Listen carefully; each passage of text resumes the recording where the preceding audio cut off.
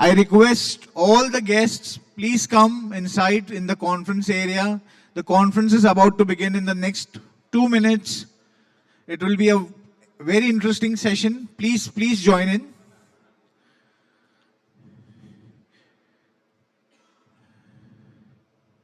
You may get your snacks with you all, it's okay. Please join in, guys. We need to start in the next 2 minutes. All the guests, all the exhibitors, all the sponsors, please come inside the conference area.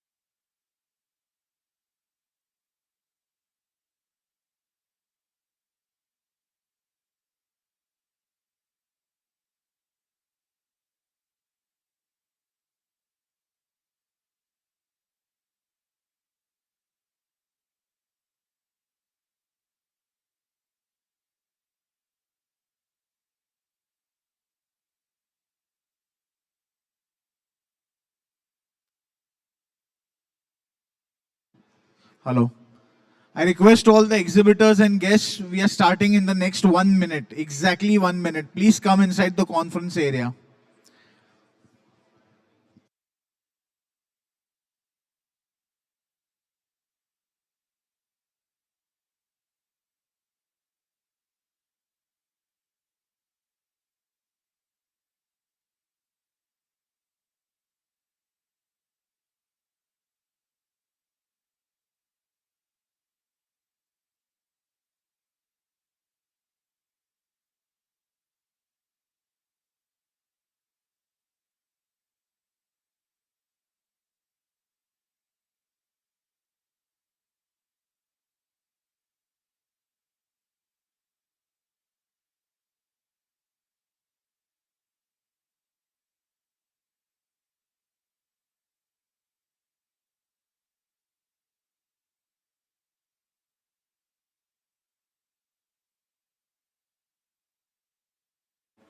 Hello everybody. Good morning and welcome everybody to 13th Bmr International Conference. Today's conference will be hosted by someone very special, Dr. Zainab, aka Dr. Foodie. Dr. Zainab is a culinary storyteller with over 40K followers on Instagram and has taken the world of social media by its storm. And now she steps into the global stage as the host of our 13th BMR International Conference. Known for a vibrant energy, captivating reviews, and passion for exploring flavor, she brings the same charisma to the world of recycling and sustainability. Her journey from discovering the hidden food gems to presenting one of the biggest global recycling events proves one thing, that talent has no boundaries. Today, she welcomes the world with her signature calm, confidence, and unstoppable spirit. Please welcome the host of our conference, Dr. Zainab, aka Dr. Foodie Z. Zainab, please take the stage.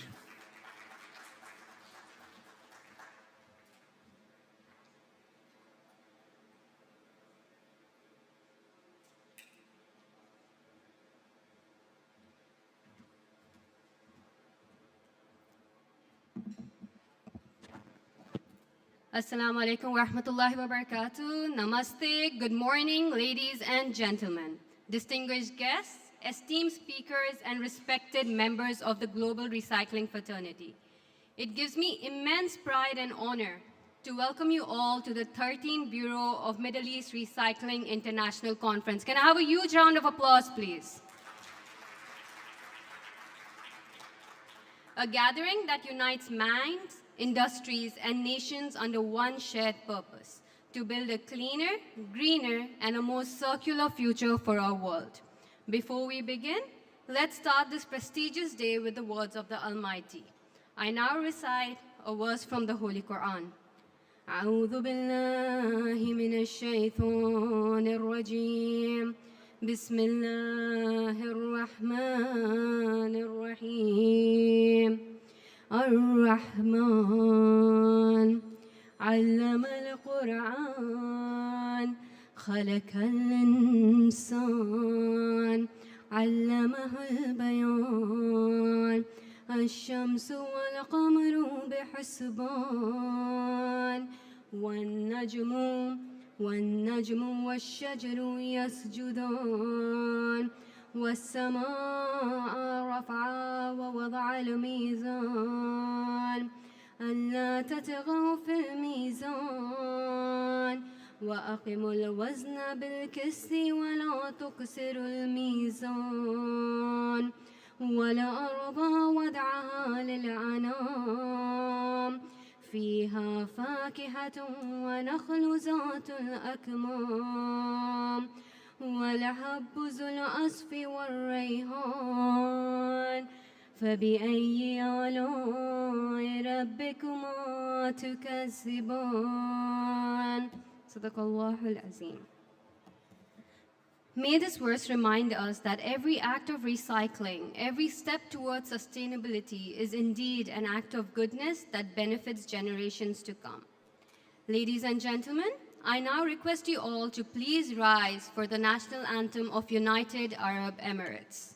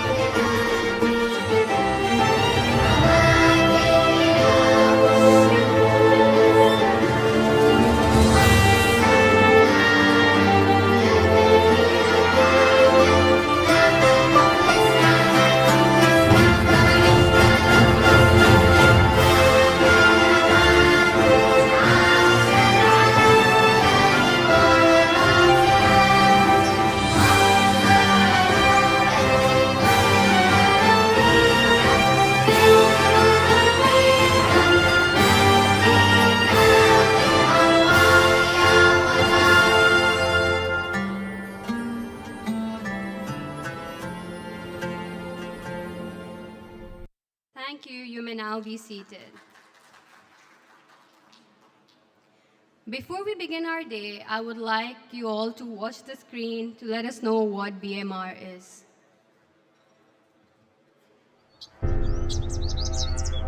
Once, the morning sun bathed us with its warmth. Pastoral lands elevated our senses. Majestic eagles soared as guardians of purity. Centaurs galloped freely across the heartlands. Children ran towards the blessed light. Waterfalls cascaded like nurturing tresses. But mankind's greed pushed her back to the brink. Her anguish rose deep from within, unleashing devastation. She reclaimed what was rightfully hers. Her heart aflame, nature screamed. Will our story shine or be masked in darkness? Our planet's future hinges on us, and we've embraced that duty. We need to understand the ongoing environmental crisis we face today. The world has evolved, and the responsibility rests on our shoulders. We must recycle to ensure a green tomorrow. Our planet calls for a savior, and we've answered that call. Once celebrated globally for tourism, sports, culture, and innovation, the Middle East now emerges as a recycling powerhouse. We are the voice of the Middle East recycling industry. We are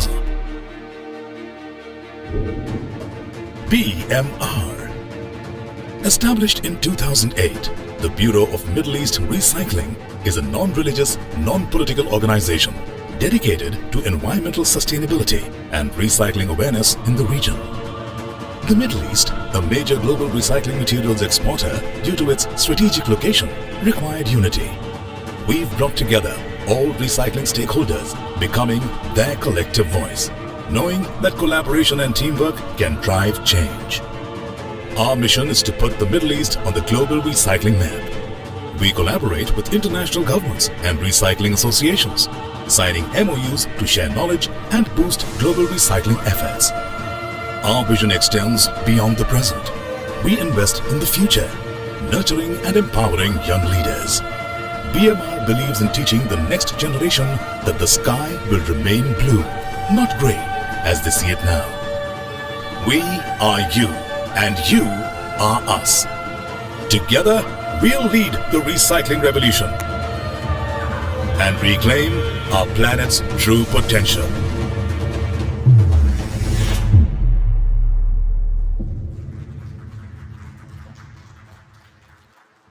The Bureau of Middle East Recycling, or BMR, is more than just an organization. It is a movement that champions sustainability, innovation, and unity across the global recycling ecosystem.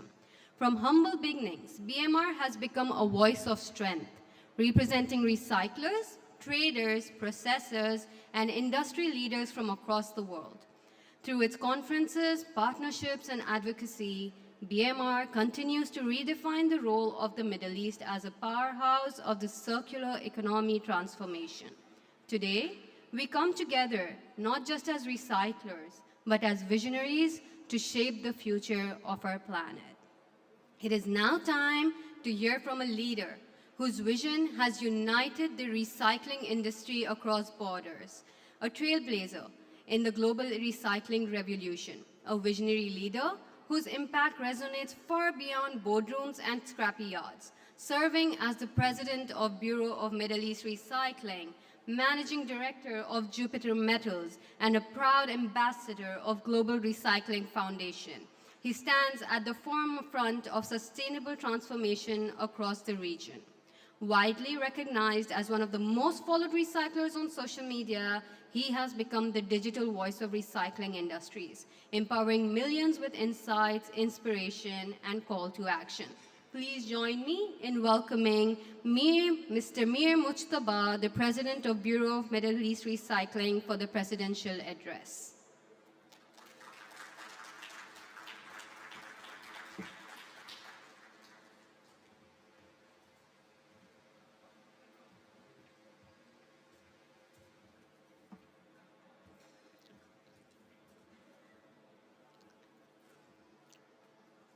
Let's work together to protect our planet for generations to come.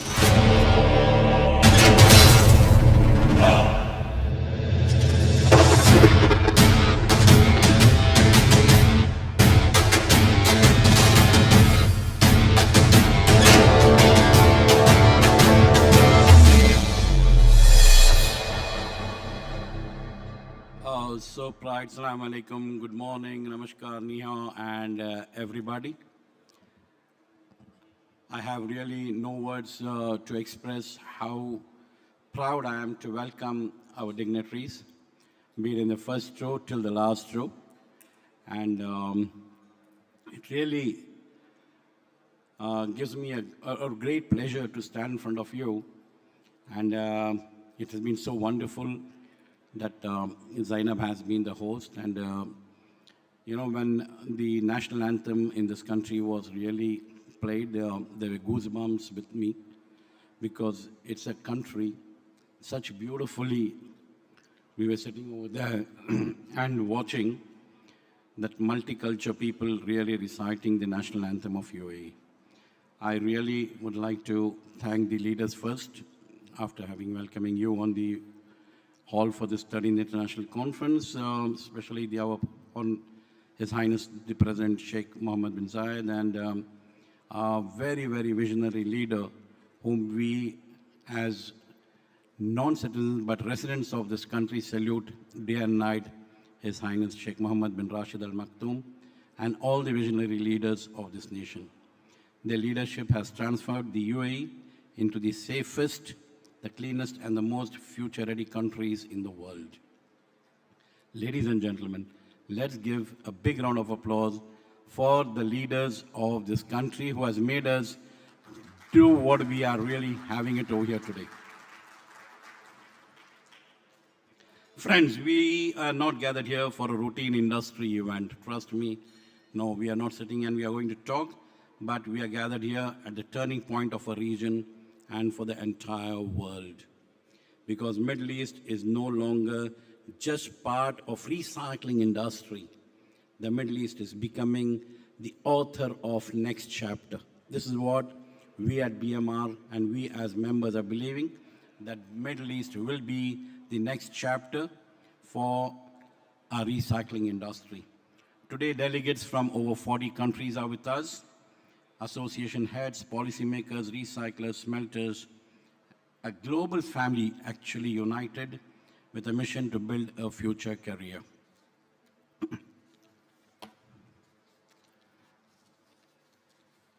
Can you believe if I say the Middle East generates over 150 million tons of recoverable material every year?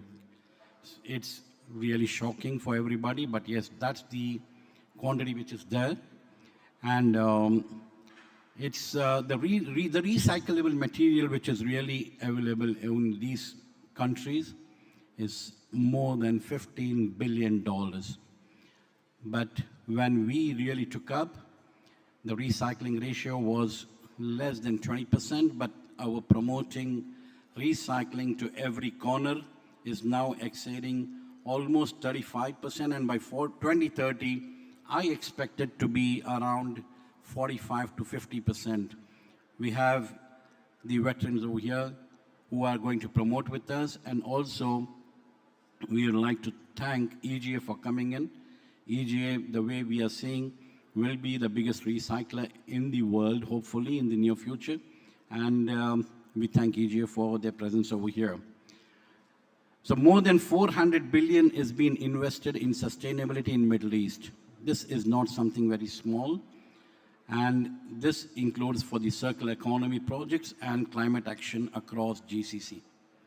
These are not numbers, these are signals. Signals that Middle East is stepping into the new era.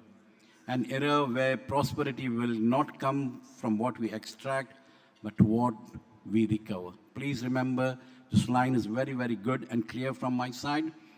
The prosperity will not come from what we extract, but will come from what we recover, what we reuse, and what we build. A brief of what is Middle East and how each country is now performing and what are their thoughts with regard to recycling industry.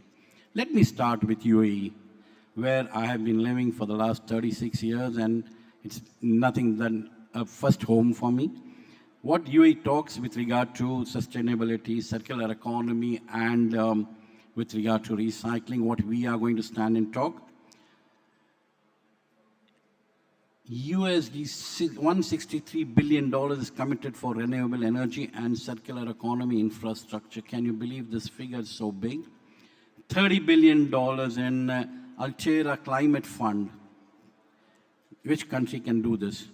One of the largest in the world. The best part of UAE will be zero landfill. Zero landfill ambition is what UAE is looking for. And that is going to be remarkable. No country really would have thought that can a country be zero landfill economy, and that will happen over here. ESG and sustainability frameworks across the industries are taking a very important role. Today we started talking. Many of our recyclers, we did not know what is ESG, what is CSR, and all these things. And today we started talking on these subjects. World-class ports. UAE is a blessing from the Almighty, the way we are stationed, the way we are really geographied, that we have the best logistics port, exceptionally top-class infrastructure, free zones, and very transparent regulatory system. The UAE has just not supported recycling. EGA has proved it that it has embarrassed it. So that's a compliment for us. And for that, once again, we offer deepest gratitude to the UAE leaders. Friends, coming to Saudi Arabia, nowhere less than what a real nation growth is.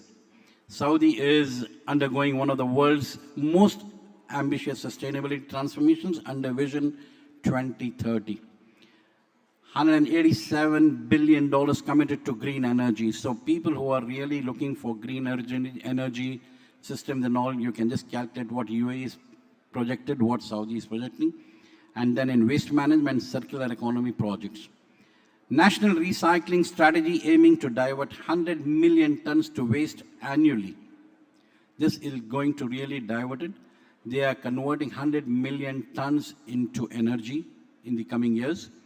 Creation of more than 100,000 recycling-related jobs. So I'm very proud that I have a lot of students over here. They know very well, they are just noting down. So you have more than 100,000 recycling-related jobs plus in the coming years. New industrial cities integrating recycling, metal recovery, and circular manufacturing. Expansion of ferrous and non-ferrous processing zones, which are coming very strongly in Saudi Arabia. Strong government backing through entities like SWPC and National Center for Waste Management. Saudi is building not just facilities, it's building full-scale circular industrial ecosystems that will become one of the region's largest within this decade. Coming back to Oman.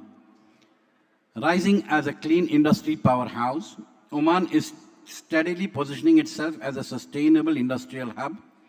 Major upgrades in Sohar and Salalah industrial zone, government-backed metal recycling and smelting expansion, new waste to resource frameworks launched by Bmr, strong push for industrial symbiosis, where the waste of one of the industry becomes the feedstock of another. That's a good tagline of Oman, you know, where they say that where the waste is one of the industry which becomes the feedstock of another. Surely we recyclers are doing the same. Growing aluminium, copper, and ferrous recycling companies in Oman. Oman's approach is methodical, stable, and futuristic, a nation quietly building exceptional capacity. We have a small country, but yes, with power, called Qatar. Qatar is investing heavily in creating a circular economy integrated with its national development vision. Recycling activities aligned with Qatar National Vision 2030 are expansion of metal and industrial recycling clusters, government support for sustainable manufacturing, major infrastructure investments following the World Cup era, advanced logistics through Hamad Port for regional material flow. Qatar's model is built on quality, precision, and long-term planning with their leaders, making it a rising hub for specialized recycling operations. We have Bahrain. You know, why I'm talking about each country is we only come here, we listen, but the audience should know how Middle East is structured and how Middle East plans are for future. All this I will tell in the end why I'm just talking about each country, because I know I like you all to know, and especially with the team sitting with BIR and with United Nations and from REMA and all the associations and the delegates, they should have certain knowledge about what's happening in Middle East. Bahrain, despite being a very small in size, plays a significant role. Central GCC geographical position, strong aluminium industry, including Alba, one of the largest aluminium smelters in the world, growing downstreams, recycling and remelting ecosystems are there, free zone policies attracting metal and recycling traders, active expansion in non-ferrous and industrial recycling segments. Bahrain continues to strengthen its influence as a trade and transformation hub for this region. We come to Kuwait. Kuwait is undergoing a major shift towards improved waste management and resource recovery. New national waste management policies are now implemented in Kuwait.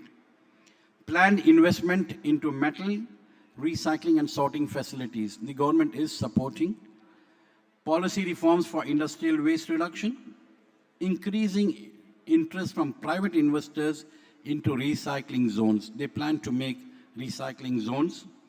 Development of recycling clusters supporting local industries. Kuwait is transitioning towards a more structured and scalable recycling ecosystem, and this momentum is increasing year by year. Taken together, the Middle East is not just progressing, it's accelerating from Saudi Arabia's scale into UAE's innovation, Qatar's planning, Oman's stability, Bahrain's trade power, Kuwait's evolving framework. We are witnessing a regional transformation unlike any other region in the world. And today, standing on the dais, I want to share a very clear vision. By 2030, very honestly, if memory is good, 3 years back, I had declared that Middle East will be one of the recycling powerhouses. And in the next 10 years is what I declared 3 years back. That was what I was really seeing with me, with my experience. But by 2030, just 5 years from now, Middle East will be the most advanced recycling corridor in the world. A big round of applause from Middle East. This is not something very small, and this is going to be in reality, that it will be the most advanced recycling corridors in the world. Susie and Arnold, information which is there for Yona. Yeah, we are going to be the powerhouse of recycling in the world in the coming.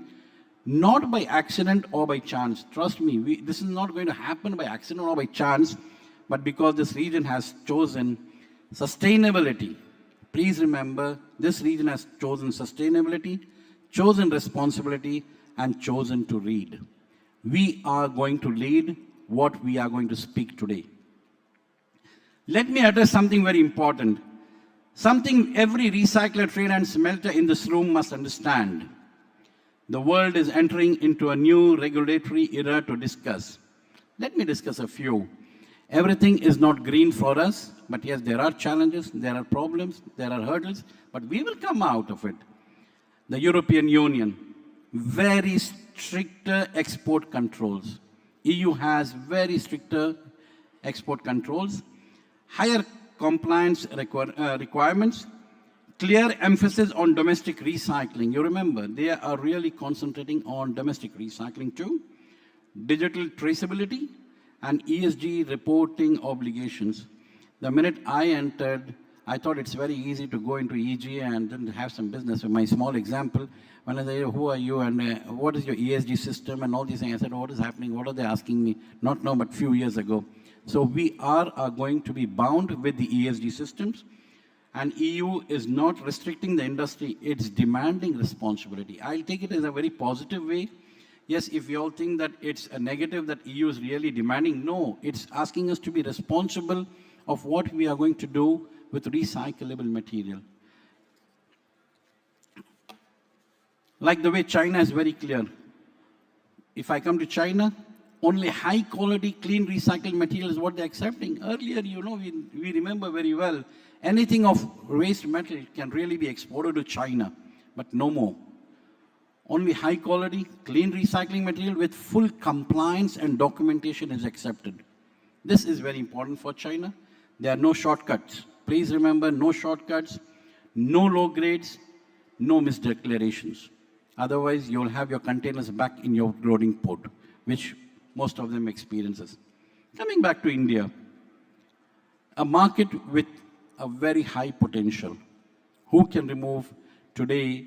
When I was there in BIR in Bangkok, BIR invited a very special personality to speak, an advisory to the presidents of Barack Obama and Biden.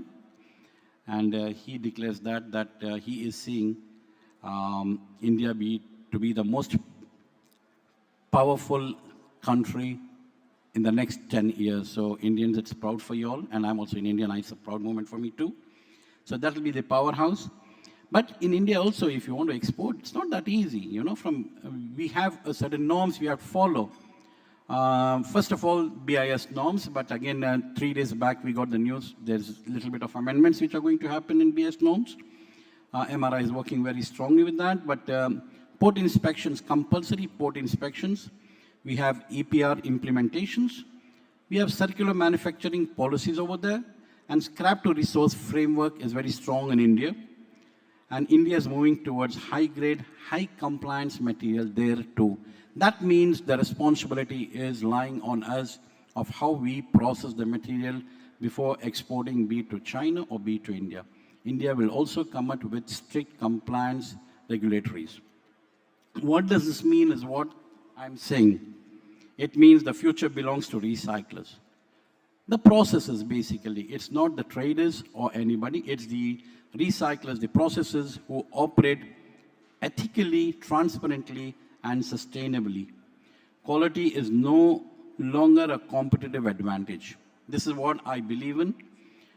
Like I have started experiencing with major manufacturers, quality is no longer a competitive advantage.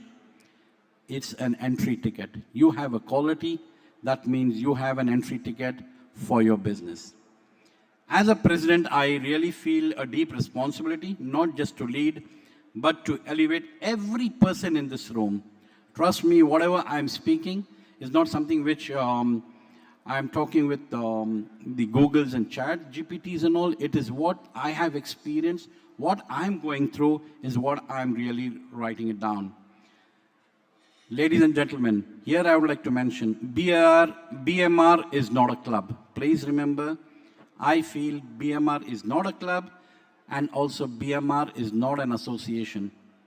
BMR is the voice of Middle East recycling. A big round of applause for BMR for this. A voice that stands for education.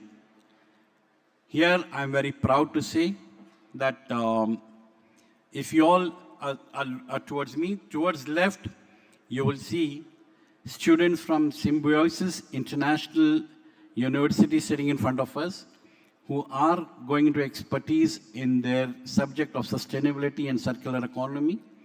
And they have been present over here. And I wish them that they are going to be the future leaders to save our mother planet. And we are going to promote very strongly, BMR is going to promote very strongly.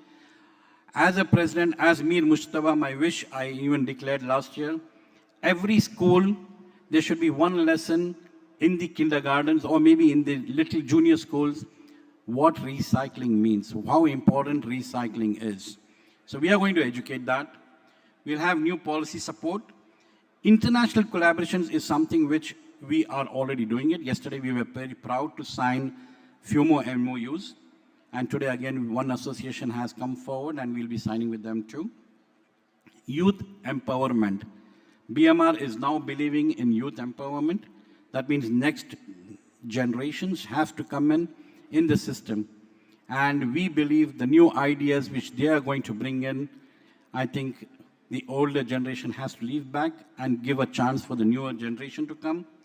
Compliance and sustainability is very important, and transparent trade is what is required. And we will continue to raise this voice louder than ever. To our guests from Europe, China, India, Africa, and the Americas, the Middle East is ready. Ready for what? Ready for partnerships, ready for technology exchange, ready for international facilities, ready for transportation and transparent and responsible trade. We welcome you not just to do business, but to build the future together. So if anybody's interested, I think this Middle East is a big land, and surely you have an opportunity, because recycling is not, recycling, one more line which I really believe in, recycling is not competition, but recycling is a collaboration. Let me say something that comes from core of my belief. Recycling is not just an industry. This is what I learned, Recycling is not just an industry, recycling is ethics. Recycling is responsibility, and recycling is faith in action. These are very important lines. When we recover the material, we protect the earth. Please remember, students over here, I would like to address them too. When we recover the material, we protect the earth. When we protect the earth, we protect our children, and this is why our works matter. This is very important. Please, all recyclers, very personal approach. Please don't do recycling just for the sake of your business, but please think how important you are in saving for the future generations to come. My friends, we are entering into a defining decade, a decade where the world will either accelerate sustainability or face consequences we cannot reverse. Our industry, however, still faces challenges that test our resilience and sharpen our resolve. We continue to navigate fragmented regulations across markets, global trade barriers such as EU export regulations, gaps in education and training, persistent VAT refund challenges that impact recyclers' liquidity. Here I would like to say that many of the Middle East countries have signed the EU agreement. Susie, for your information too, and Arnold, UAE has not signed, even though we have approached the authorities. Our advocacy chief, Mr. Salam Sharif, has approached the authorities, but still UAE has not signed the EU agreement for imports of waste and waste management. Because I understand waste and waste management, waste in one country means recyclable material, but waste in another country means garbage. So that's the reason we are talking on how important one language is. One language is only recyclable material or recyclable metal. So this is a big challenge we have. But history has shown the Middle East does not fear challenges. We transform them into opportunities. That is how, we can see once what we thought it's just a desert, today the world is seeing it's reaching the skies. Trust me, I think only one person is clapping. I think this deserves a big round of applause for especially UAE and the Middle East. People around the world, they thought Middle East is just a desert, but we have proved, the leaders have really proved that Middle East is now reaching the skies. What is the best in the world is seen over here. But the Middle East now will not fear any challenges. We transform them into opportunities, and that is why BMR plays the greatest role. Transforming challenges into opportunities. Here I would like to just brief a little bit. I will not go into depth. For decades, BMR has stood as a collective voice of recyclers, traders, and processors across the region. We have advocated, collaborated, led initiatives that empower our industry to move from reaction to leadership. Our mission is very clear: to build an ecosystem where sustainability meets profitability and where every recycler, young or established, finds a home for his excellent living. We have had, as BMR, we had a good training programs on LME. We had a good program on next generations. So if there's a young person in your home ready to enter in this field, this is their time to grow with BMR. because the future will belong to those who start today. I would like to give you a good news for the students here. If you all are really interested in recycling industry, and if you have an aim to contribute towards this planet, we stand here. You can contact our Secretary General, Wasim Kapadia. We have decided as a board, with an idea of a young entrepreneur, a daughter of a company, which is established company, we are going to offer you apprenticeship with a small stipend to start with, and then you can take your career from there. So this is also an achievement of BMR, that we are appointing directly you all to come as an apprentice and join us. Thank you. So advocacy, I have explained to you. Yes, we have our chairman, Mr. Salam, who is really doing a good job for our advocacy. And I think we are going to take a support of good leaders over here. And we see that how good we can go into recycling and how important recycling is. And we did had a meeting yesterday with, under the banner of BIR was there. And then we had a representative from UN too. How important it is to take this advocacy, as we would like to be on one platform. Standing today, looking at this global gathering, I feel very confident, I feel hopeful, and I said in my starting, it's a real pride for me. I'm really proud, because this room is filled with leaders who will shape the future, and there are next gen who will join in shaping the future. Because of only one thing, let's work together, friends, with honesty, with unity, and with purpose. Let us make the Middle East the global center of circular economy. This is very important. Let us leave behind a legacy of responsibility. Let us build a world where recycling is not an option, but our culture. Please remember, let's make recycling as our culture. When we see a small example, somebody on the road having a beverage like a Pepsi or a Coke or whatever, if he likes to throw on the road, it's our responsibility to hold him responsible and ask him to use it in the right bin. This is a small example I gave you. Let's make Middle East continue to prosper, and may this gathering mark the beginning of a new year, the era of Middle East recycling, where vision meets action and sustainability becomes our destiny. This is also a very important message which I convey. Before I conclude, let me say this clearly. This industry, this region, and this moment must move forward with a very important tagline: one language, one vision, and one goal. Yesterday also we had in our meeting, one vision, one language, and one goal for recyclers. Let the sky remain blue and not gray. Please, this is something which the two main taglines which I, as Mir Mustafa, has really written down is one language, one vision, and one goal. And one is let the sky remain blue and not turn gray. It's our responsibility to have the best ecosystems or the best pollution systems.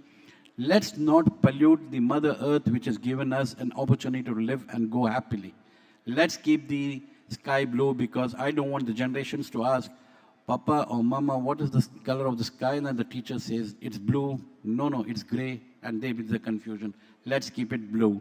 And let's follow this so that our children grow up with seeing the world as it is meant to be, full of life, hope, and clear horizons.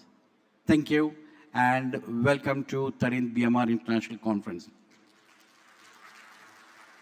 One more thing before I leave. We do not see recycling as an end. We see it as a beginning. Thank you once again.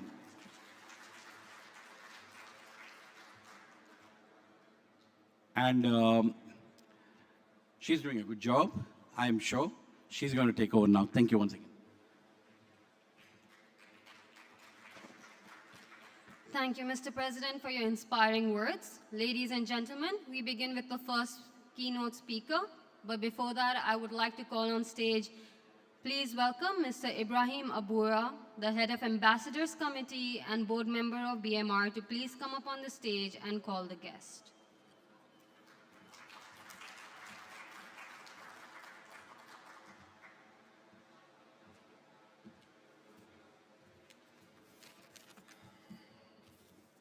Good morning, ladies and gentlemen, and welcome to the opening session for the BMR 13th conference here in Dubai. To begin our day, it's my pleasure to acknowledge our platinum sponsor, Emirates Global Aluminium, EGA, a true powerhouse in our region and an anchor on the global aluminium industry. Whether you are a major organization or a startup with big ambitions, this is the time to find the opportunity to partner with EGA here in Dubai. EGA is not only the world's largest producer of premium aluminium, but also the biggest industrial company in the UAE outside oil and gas industry. Their operations across continents from Asia to the Americas, and starting here in Abu Dhabi and Dubai, EGA today produces 25 tons of aluminium. Every 25 tons of aluminium produced today is made in EGA out of more than 400 customers and across 50 countries. The company shaping the future for the industry, EGA, is embedding sustainability, circularity, and innovation at the heart of its global operations. Now it's an honor to welcome our distinguished leader from EGA and this exceptional organization here with us today. Please join me in welcoming Mr. Christian Witch, Vice President, Global Secondary Casting and Technical Sales at Emirates Global Aluminium. Christian Witch will present today with us partnership with EGA. Ladies and gentlemen, please, Christian Witch.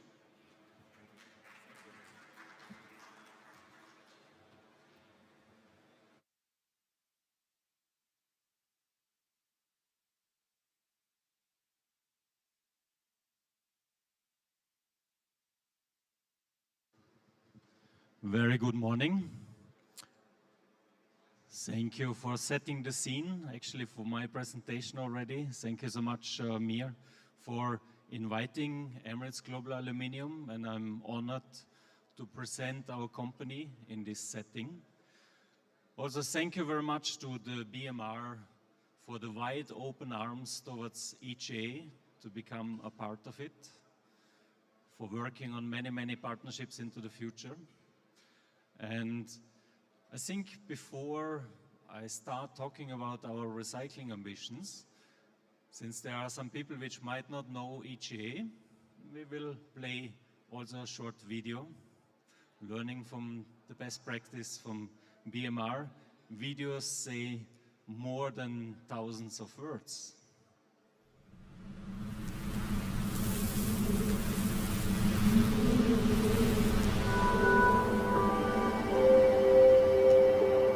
We rose from the desert sand as part of an audacious ambition to transform the prospects of a nation, to create enduring prosperity, to build a beacon for all humanity. In one generation, we have grown into the largest premium aluminium producer on Earth, providing a material essential for progress everywhere. Each day, for more than 40 years. Even with all we have achieved, our greatest days are still ahead of us. Our biggest contributions are yet to come. For the world, for society, for our people, generating value for our shareholders. Over the decades ahead, we have bold aspirations to fulfill. For our planet, our nations, and ourselves. Advancing sustainability, creating opportunities and prosperity through innovation, while being safe and a great place to work. We will do it through our values, through integrity and fairness, through safety and sustainability, through ownership and teamwork, through innovation and continuous improvement. We are Emirates Global Aluminium. Together, innovating aluminium to make modern life possible.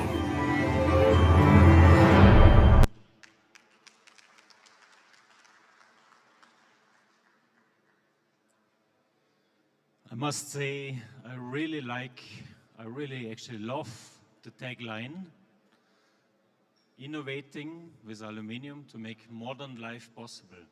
If you look today, you have something like 250 kilograms of aluminium in any lightweight vehicle. If you go back to 1950, it was less than 20 kilos. If you take all the modern electronics, I was involved when Apple switched from stainless steel to aluminium for good reason. And when we look at all the buildings around us here, especially in the Emirates, all these high-rise buildings using big amounts of aluminium. So making modern life possible is, of course, generating a higher demand of aluminium. So therefore, the growth of aluminium on an annual basis is in the range of roughly 4%. But 4% will never be sufficient to satisfy the demand, the increasing demand of aluminium. The only way to satisfy this very strong growth is by an even bigger annual growth of aluminium recycling. Aluminium is a rather young metal, and when we look in a car, you have a lifetime of maybe roughly 15 years. For building and facades, it's 45 years. So coincidentally, the numbers are overlapping. For cars today, or mobility, roughly 18 million tons of aluminium is consumed per year. When we take building construction, coincidentally, it's also 18 million tons per year by today. And all this material is used, and it's coming, thanks to all of you, back into a second life. And this is so important. Therefore, a company like Emirates Global Aluminium, which is since 50 years engaging into prime aluminium production, has to go into aluminium recycling. And this was the strategy which was launched 3 years ago. And 3 years ago we said, well, we want to be very, very ambitious. We want to grow our recycling part of the business from 0 to 800,000 tons. And the target would be till 2040. So now 3 years later, I can say by next year, roughly, we will have already accomplished 500,000 tons of capacity. So in 3 years, from 0 to 500,000 tons, which means our original target to grow to 800,000 tons was not ambitious enough. So we will have to uplift the target, and we will have to grow to more than that. And it is all a part of decarbonization. Our strategy also says till 2050 we want to be net zero when it comes to carbon emissions.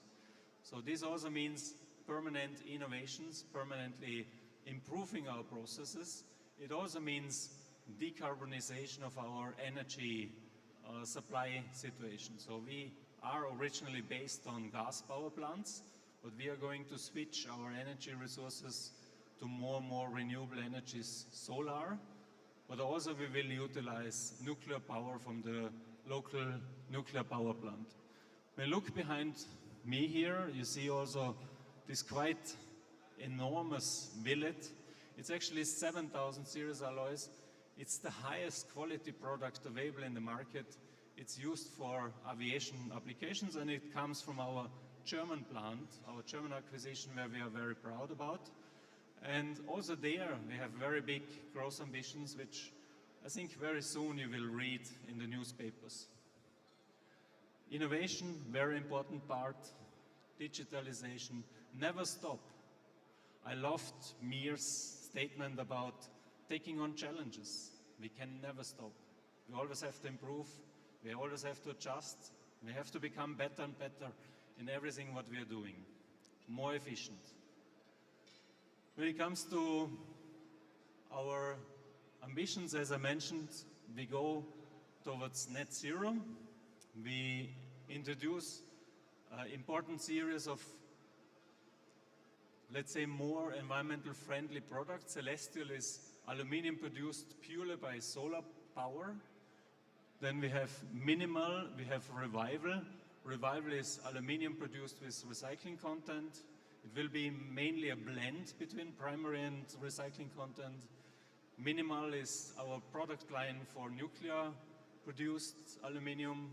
And then we have the combinations of Minimal R and Celestial R, which is basically, again, low carbon prime aluminium combined with recycling content.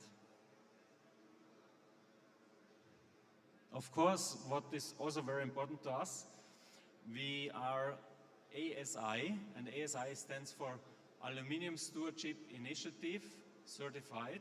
We're actually one of the leading companies in the world when it comes to compliance with ASI requirements. And this, of course, is something where we need your partnership as well, because it means also we will ask you, when you are partners to us, to engage in Aluminium Stewardship Initiative certifications. And then, of course, European legislations. CBAM, very important for us. CBAM stands for Carbon Border Adjustment Mechanism. So basically all the products which are going to be imported into the European Union will have to be taxation adjusted if they don't meet certain CO2 requirements. And therefore, again, of course, a very strong push on our side to reduce the CO2 burden of our products, the CO2 footprint. We are, and thank you very much. I just, before when I was sitting in the chair here, I was just receiving a video from the first offloading of scrap in our plant, in our recycling plant. So that's also very encouraging that things are happening. So we have a very nice aluminum recycling plant on the way with newest technology. Everything there when it comes to sorting technologies. We have state-of-the-art remelt furnaces, and we can also take care of aluminum scrap which has organic contaminations or metallurgic, also steel or other metal contaminations, to be able to sort it and to bring it back into high quality aluminum products, which is the DNA of our company. And we are permanently innovating our smelters to become more energy efficient and have less CO2 emissions. Of course, the ultimate target would be to have an inert anode technology. Technology I have heard already since 40 years, still is in development, and hopefully eventually we will get there. So then we would, instead of emitting CO2 from the electrolysis process, we would emit pure oxygen.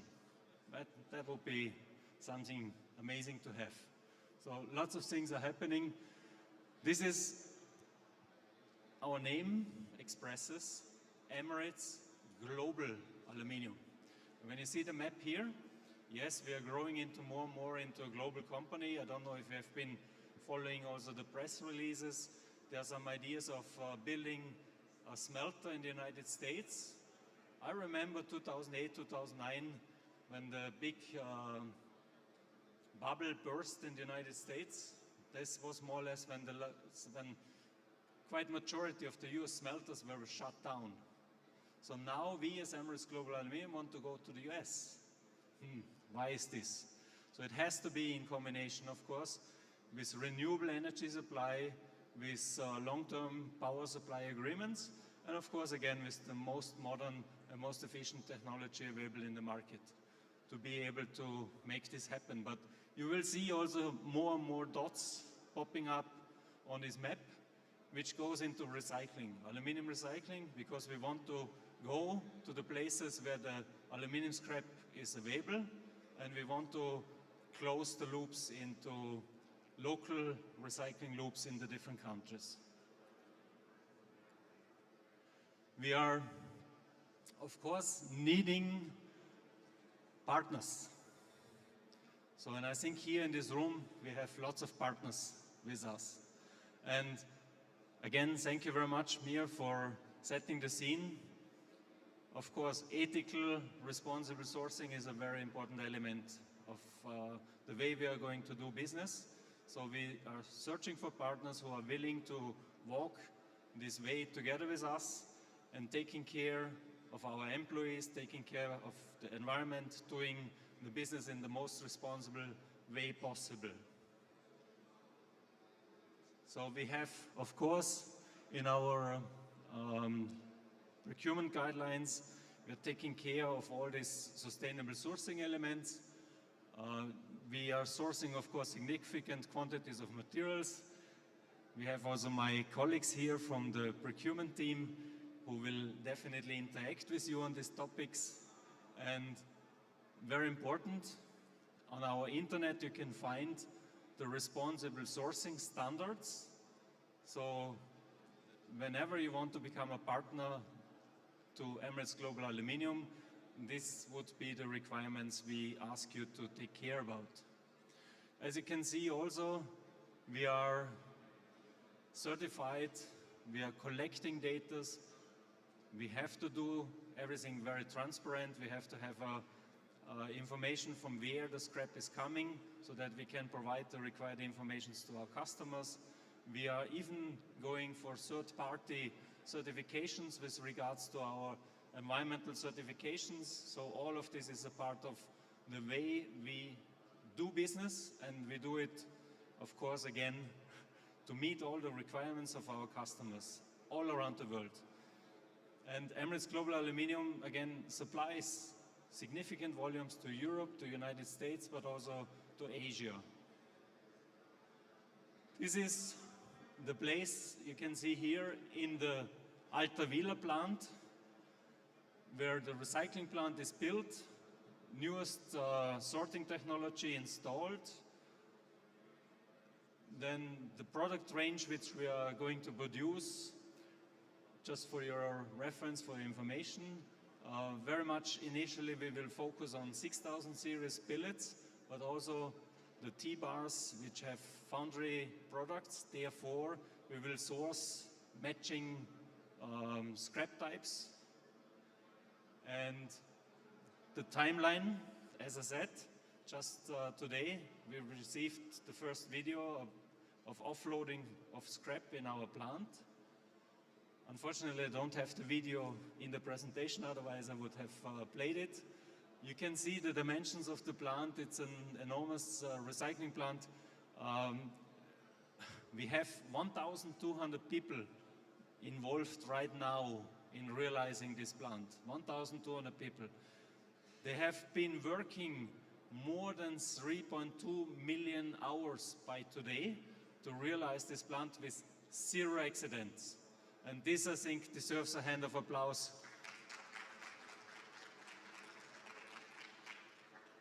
It's still not finished, but you can see here on the left-hand side sorting line installations, the pre-shredder, the storage bunkers, roof by now is of course on, the control rooms, then the hammer mill with the full sound enclosure, melting furnace.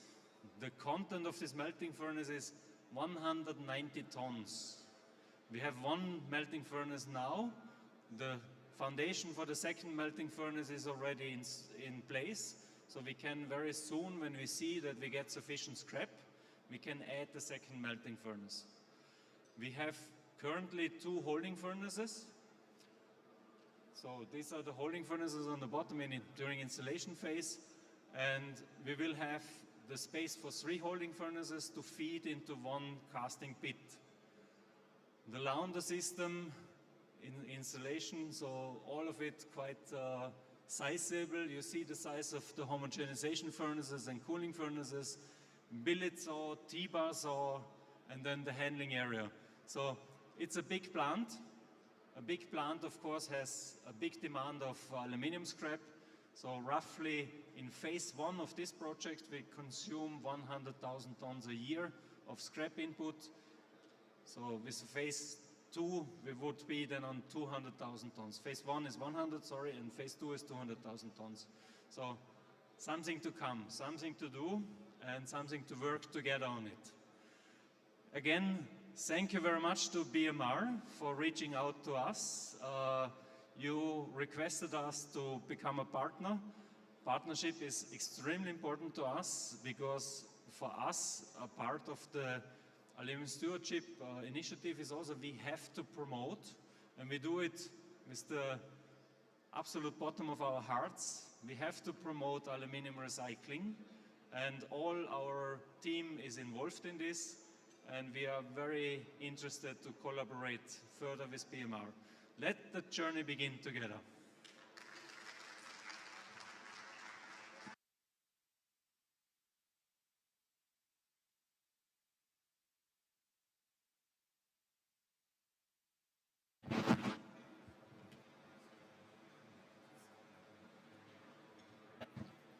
Thank you so much, Mr. Christian Witch, for sharing EGA's remarkable vision. We hope that a lot of companies will look forward to collaborating with your esteemed organization.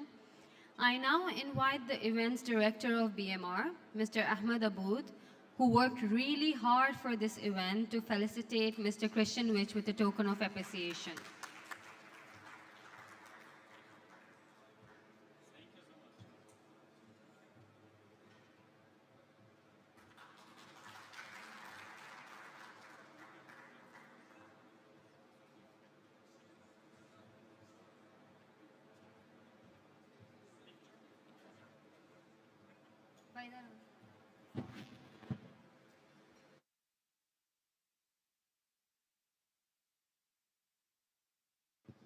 Hi, I just interfered over here. I asked Christian, you're going to be here for the full day. He says, no, I'll be leaving after 1.5 hours to, we have a very big air show going on in Dubai. But I'm very proud to say, in a land which I live and have been living, when I asked Christian, is it so important? He says, no, I have to attend a meeting at Airbus. Can you believe, first time I came to know, all the critical parts of Airbus industry is made from EGA aluminum. A big compliment for that.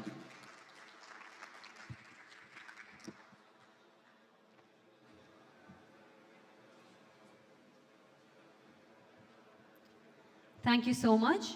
Our next speaker represents one of the most influential global organizations in the world, the United Nations.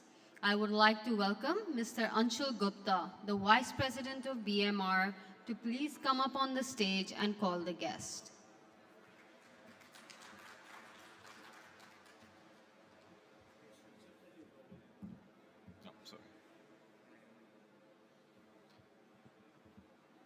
Yes, it's still good morning. Good morning, everyone. I'm so delighted.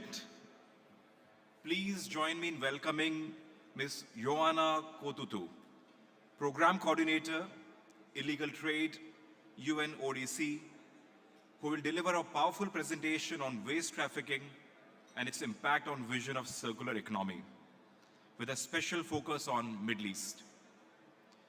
Ms. Joanna serves as a Program Coordinator, Illegal Trade in Waste at UNODC's Regional Office for Southeast Asia and Pacific. She is based in Bangkok, Thailand. Ms. Joanna has worked over 2 decades in environmental sustainability, research, and policy, working with NGOs, private foundations, and the UN system. She has been based in Southeast Asia for almost 10 years, where she has worked on research projects on environmental crimes, ethical supply chains, and human rights, focusing mainly on Asia Pacific. So ladies and gentlemen, please bring your hands together for this special session we have organized for you. Ms. Joanna.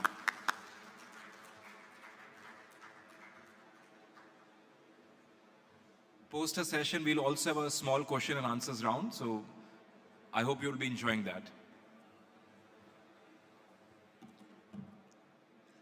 Thank you so much for the introduction, and thank you very much for the invitation to this meeting. It's my first presentation in a gathering of the private sector, and I really try to capture some parts of the work that may be relevant for you, but there is so much more.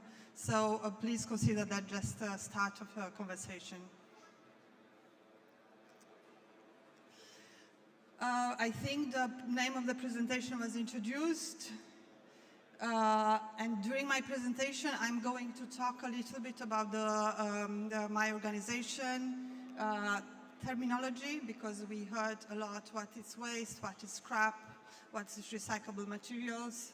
I'm going to go through a project that we recently concluded in Southeast Asia, a lot of lessons learned, and then have a couple of takeaways of how waste trafficking hinders the development of circular economy, and talk a little bit about our next project and also opportunities for the recycling sector. So United Nations Office on Drugs and Crime, I know it sounds very scary, but actually we do crime prevention. This is our main focus. My organization works on drugs, but also organized crime and different types of crime that these organizations are involved in, and also prevent and counter corruption, money laundering, and economic crime, and also looking into justice systems. We also are the secretariat and chaperone of 3 international conventions, United Nations Convention on Transnational Organized Crime, United Nations Convention Against Corruption, and most recently a convention that just opened for signature just a couple of weeks ago in Hanoi, United Nations Convention Against Cybercrime. So under this, we have our thematic work on crimes that affect the environment, with different aspects that we are looking into, and one of those aspects is waste trafficking, but we're also looking at overall pollution and the different crimes that are cross-cutting across this theme. So right now I heard, so there are a lot of discussions on what is waste, what is scrap, recycled material. So if you look at the World Customs Organization, HS codes, we see waste and scrap, and then we have the number of HS codes, the description of goods. So they're taken together. And in some countries, for example, Vietnam, they have different definitions. For them, scrap, it's everything that can be reused as material for production, and waste, it's what can throw away, we cannot use it anymore. So I think there are different interpretations of this definition in different legal systems. The Basel Convention that governs the transboundary movements of waste and their disposal define waste in the Article 2 and mention that is used for disposal, but sends us to Annex 4, where we look at disposal operations, and recycling is part of them. So it's like very complicated legal landscape at international level that it's translated differently in different national regulations. But let's, I think, agree that, given this definition, I have the habit of mentioning waste, but I will try to mention recyclable scrap as much as possible. So what we are, I think, as UNODC also helping implementing the Basel Convention on different conventions that have illegal activities. So I think you're all very familiar, because you work in a sector, what means illegal traffic according to Basel Convention. And here I put some images that are shared by Thailand Customs recently on shipments declared as, I think, non-ferrous metal scrap, but that was actually a mix of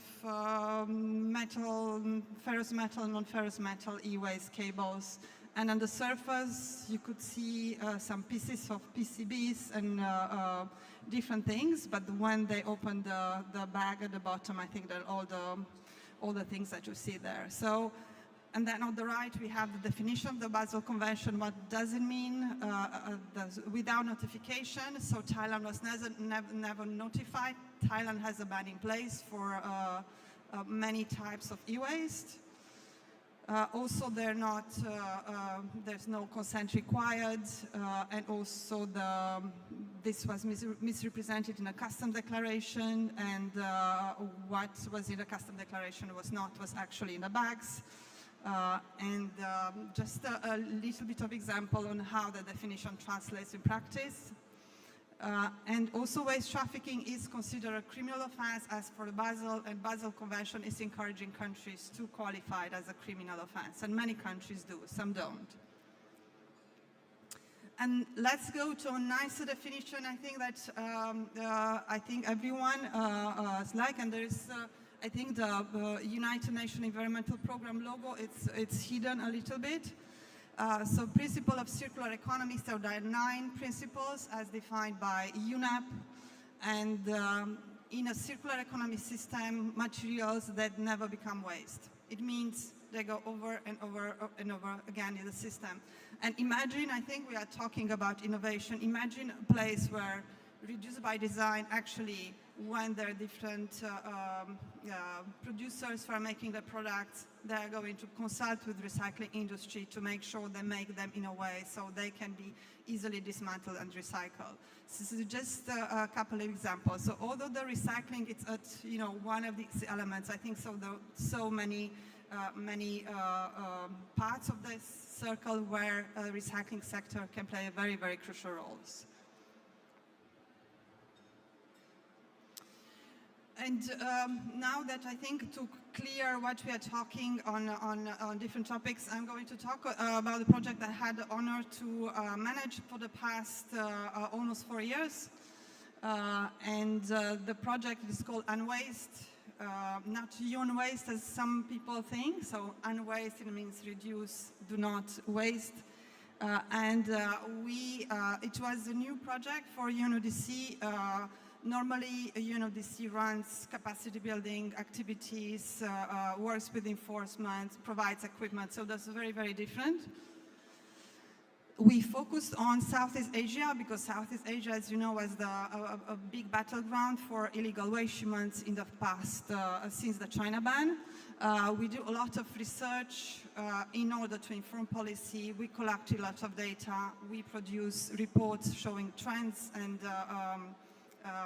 doing a bit of threat assessment. We work with 4 countries specifically in Southeast Asia, Thailand, Indonesia, Malaysia, and Vietnam. And we either supported or established interagency cooperation groups where we brought together enforcement, trade, environment, and we are looking forward maybe in the next stages to also involve further industry actors. And at the regional level, we facilitate exchanges between Southeast Asia and Europe because there is a lot of, I think, the regions to region, there is not a big understanding of the regulations in place, what they mean in the country, and also what these different regions are doing. So we've been, I think we produced a lot of things. I'm not going to go into details, publications, 17 total. During the project, we saw actually this needs update 13 policy reforms in the 4 countries. So it's very, very, I think we were in the very, very dynamic era. And in some cases, the countries asked for our support to provide insights, data. Sometimes they use our publications and the national consultations in order to work on this policy.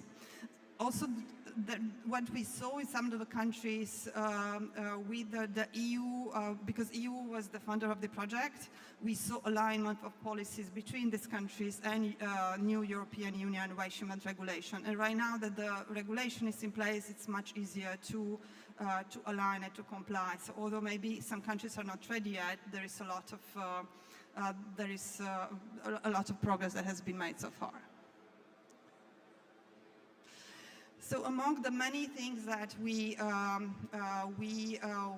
published is one publication that we did in cooperation with the UNEP, United Nations Environment Programme, where we are looking how waste trafficking hinders the development of circular economies.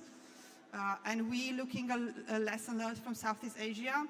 And I know I was supposed to look to focus on the Middle East, but I don't have enough data. However, I think there are lessons that can be valid for any region of the world. So, couple of key takeaways. This is not comprehensive.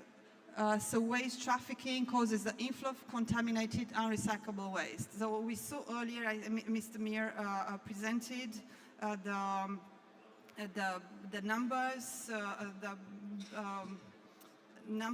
how much money is involved in recycling industry. There are some estimates that waste trafficking in European Union alone generates 9.5 billion euro per year for the criminal networks. So it is estimated that between 50 and 30% of waste shipments within the European Union and outside of European, involving European Union, are illegal. So that's a very, very high number. And therefore, there is a very high economic impact. And this is why, one of the reasons why European Union enacted the regulation. So when waste trafficking happens, what does it happen? There is economic, environmental, social, health-related costs for the receiving countries. So what they're doing, I think there is certain tolerance if there is not a big scale. But when the scale becomes bigger, when the taxpayer money, I think, are involved, and when the different agencies are overwhelmed, then they escalate and they put measures in place. And they take form of enforcement, they take form of regulation. In some cases, there are total bans and restrictions. Just another example, recently in Thailand, there is a lot of household waste that's misdeclared as paper, and they're looking into, in the first stage, aligning, like increasing the requirements for paper imports, but they said if it's going to continue, they may ban. So just this is one of the consequences. And what happens then? The recycling systems are disrupted. Let's say the waste that arrives sometimes is lower quality. It means higher costs for recycling facilities. I think you all know that really well. It can be either to under oversupply and increased processing costs, and just a couple of elements. They'll also undermine material quality and trust in the recycling systems. I think we saw in the past publications, is recycling of meat? Does it really work? Because there are different numbers that circulate, especially regarding plastics, that actually it's not a feasible and viable solution to recycle plastic. It's better to reduce. I think for metal, the situation is very different, and my understanding, a lot of you are in metal recycling. Metal recycling has a very positive impact. I think it reduces the carbon footprint because all that material doesn't need to be extracted, and there are some estimates that it has 80% lower carbon footprint than when making new material. That also makes lower costs. So this needs, like your role, it's really, really essential in keep this industry going and making sure there's no barriers to trade. Other threats, there is increased social and health risk within the supply chains. When there are illegal activities, there are illegal facilities, and there are negative impact on workers, there is toxic exposure. And also when there are illegal shipments that are detected, then they go to what the custom calls red channels, and there's red flag put on the company. And when that's occurring repeatedly, I think it leads to increase of consequences. So that means penalties, increase cost, but I think so there is the risk of credibility and reputation, and although, let's say, these cases are not representative, but a couple of cases, they can impact everyone, so unfortunately. So yes, that's the nuisance to business and circular economy. And sorry if this is depressing. This is based on consultations that we had with government representatives. So it's not my personal conclusion. It was a very long consultation process in order to reach these conclusions. So what happens when there are bans in place? Here on the left we see Thailand 2017 imported a lot of e-waste. This is under Basel peak. Then there are a lot of illegal shipments. They ban and there is decrease. And on the left, like your right hand side of the screen, we see China ban on I think it's metal, ferrous metal. and then we see an increase in imports in Southeast Asia. So whenever something happens in one place, it has repercussion in another place. So this is, we're talking about illegal trade. So this is data. So what's the way forward for the recycling sector? And it's in the Middle East and beyond. So when there is compliance, there is trust, and there are less restrictions. I think when we see some countries who had a really severe ban in place, they start to relaxing the measures because they gear themselves up.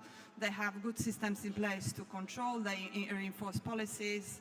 And also, I think, as was mentioned by Mr. Mir earlier, China, be careful because they're very strict. So they only want clean segregated waste. Recycling, equal engineering and technological innovation, but also technological transfer. It is very important to ensure transparency of supply chains, digitalize and for everyone to see what's going on. Of course, I think there are things that are confidential in terms of trade secrets, but there are certain elements of the trade that should be transparent and also be available with the very short delays. So smart tracking system transparency, for example, using blockchain. And recycling is a driver of green transformation and circular economy, and also contributes to the climate goals. It's a very essential element of what we are calling the green just transition nowadays. And the industry, I think, has a really bright potential. So right now, what we are going to do next, and again, my apologies, this is focused on Southeast Asia, but it is also an example on how we built on the achievements from the past 3.5 years, and we are moving forward. So this is, again, this is a project funded by the European Union, and it focuses on the implementation of the EU achievement regulation, also from a crime prevention angle. And the aim of the project to make sure that importing countries are transmission smoothly in managing importing waste and while combating illegal waste shipment. So there are a couple of elements. The project will last for 3 years. Again, the same countries involved who expressed their excitement and interest to work further on this. And we are working with 2 other UN agencies to implement this project. There are many activities that there are opportunities for the recycling sectors to be involved. For example, in all the national activities, we have these national task forces where we, in the past phase, we involved mainly government stakeholders. We'd like to expand that to other stakeholders, including the industry, where you can come and present and contribute to the conversations. We also have capacity building activities showing different trends, regulation and we that, of course, I think you'll be welcome to take part in those as well. We are also publishing the short publication on specific types of waste, looking into trends, looking into policy updates, and we also interviewing different stakeholders from the field. We had interviews with enforcement, environmental agencies, with Basel Secretariat, etc. in the past numbers. We are also going to produce some knowledge products. We are going to produce a checklist to show which types of waste can be, for example, customs in Europe when they're sending or letting go different types of scrap from Europe, to be aware of what are the regulations in those destination countries. Along with the UNEP, we are going to map the opportunities for integration minor elements in existing circular economy roadmaps at the national level. I think that has direct correlation with the work that you do. And along with the colleagues from it's UNESCAP, we are going to try to have a dashboard to look in real time of the trade in different types of waste. and have a feasibility assessment on how the digitalization of different elements. The last element is very linked with the EU Achievement Regulation DWAS, the Digital Traceability System, and there we will try to see how that can link together. So opportunities, I think there are many opportunities, and this is not comprehensive. I think it's just a couple of elements to possibly discuss further. My understanding, and I heard from discussions that from Susan, that BIR is preparing the publication, and I think it's really important for the recycling sector to share and tell their own story. I think it's strongly encouraged to show what is your impact, what's the importance of your sector overall. It's important also to, maybe you're busy doing business, it's important to be present in this international spaces. I think BIR is quite active in the Basel Convention proceedings and trying to bring forward the voice of the industry. Within your sector, raise awareness, build capacity, and increase compliance. Compliance is very important to build further on the very strong industry. Cooperate within the industry, it's important, but also out of the industry. Sometimes it's scary, sometimes I think you need to build trust, but it's very, very important, including working with policymakers, with enforcement, because when there is transparency cooperation, there is trust and things are moving forward. Technology, innovation and transfer, I think not all countries in the world are so fortunate to be able to invest in technology, and it's important to see what are the ways while keeping the business going to create a win-win situation between the more fortunate with the maybe lower and middle income nations. Map the opportunities, again, I think a little bit what we are trying to do with the WasteNet. And we would like to, when we are doing the dashboard, digital trade dashboard, we would like to also have your inputs and see how we can contribute what you'd like to see there. So, and with this, I think you can reach me out to this email address. I forgot to put the website where you can access our publications, but I will share it with Mr. Mir and with Basim. And thank you so much for allowing me in your space, and I hope that we will discuss further. Thank you very much.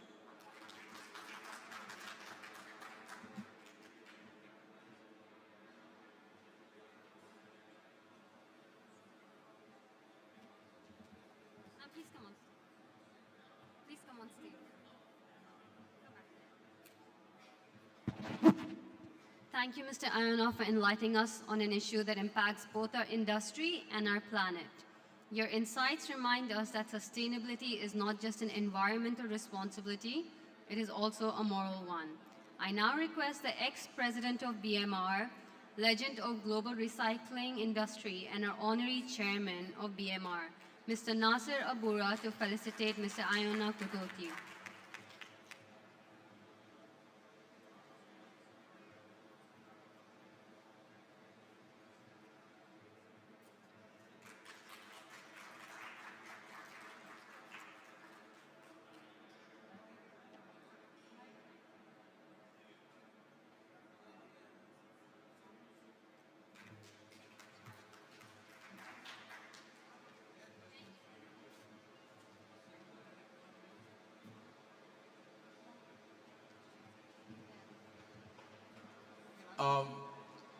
Just a last-minute question here, if you don't mind. Now, I know it's a short time, but I really appreciate and I'm inspired with your presentation. But my question is, you have been believing that waste is wealth by its own virtue of value, and you've been lobbying also and advocating for recyclable materials being so essential for the industry. My question is, right at the Basel Convention, why cannot we have the word waste changed into raw material? And I'm sure at this level you have that influence and belief that it is resource for the rest of the world and for the green industry. Any challenges you think you have in that definition to be changed from waste into recyclables or raw material? Thank you for your question. I think it's what you're saying is very relevant. There is a process in the Basel Convention where parties of the convention, normally the states parties, they can put forward proposal for amendment of the text. I think BIR can provide some advice on how that works.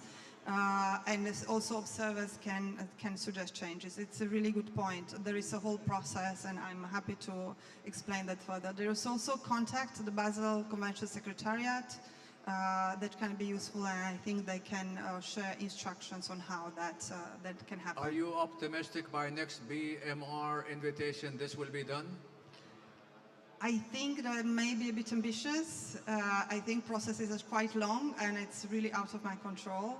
It needs a country to put forward a proposal. The country is to discuss and agree. Sometimes there are technical groups to make sure that terminology is appropriate and convenient for everyone. So I think it may take a bit longer. Thank you very much. Thank you, Mrs. Iona. And now, it's time for the most awaited sessions of this conference, the Recycling Talk Panel session, titled Middle East, Transforming Challenges into Opportunities. This session will bring together industry pioneers who will share their experiences on how the region is rising above global challenges and emerging as a hub of innovation and opportunity. I now call upon the moderator of this panel session, Dr. Salam Al-Sharif, who himself does not need any introduction. He's the ex-president of BMR and currently the advocacy head of BMR. That's Dr. Mr. Salam Al-Sharif.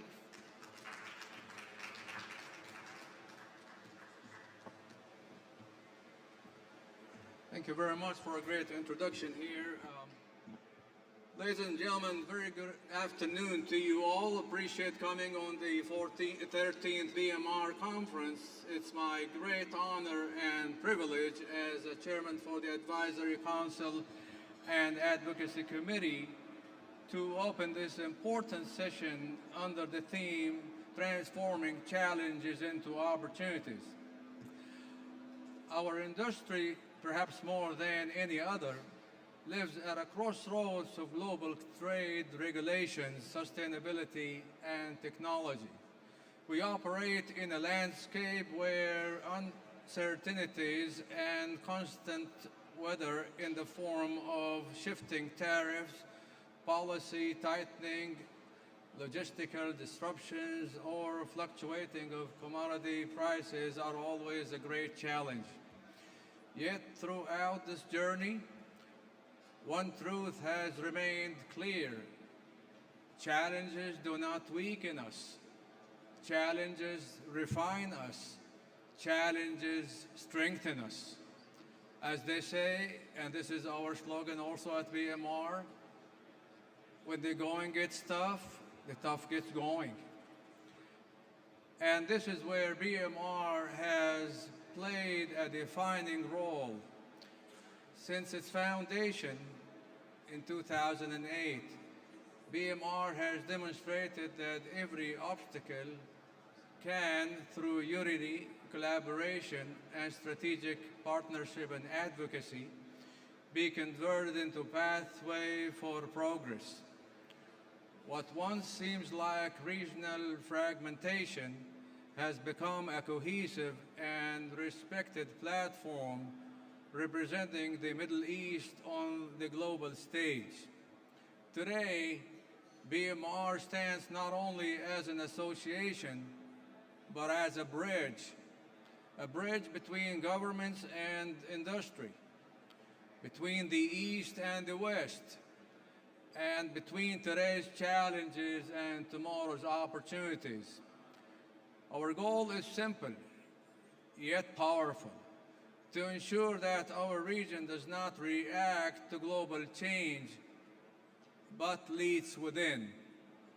Through advocacy, strategic partnership, and clear long-term vision, BMR is championing policies that support sustainable growth, fair trade, circular economy principles, and the future of recycling responsibilities.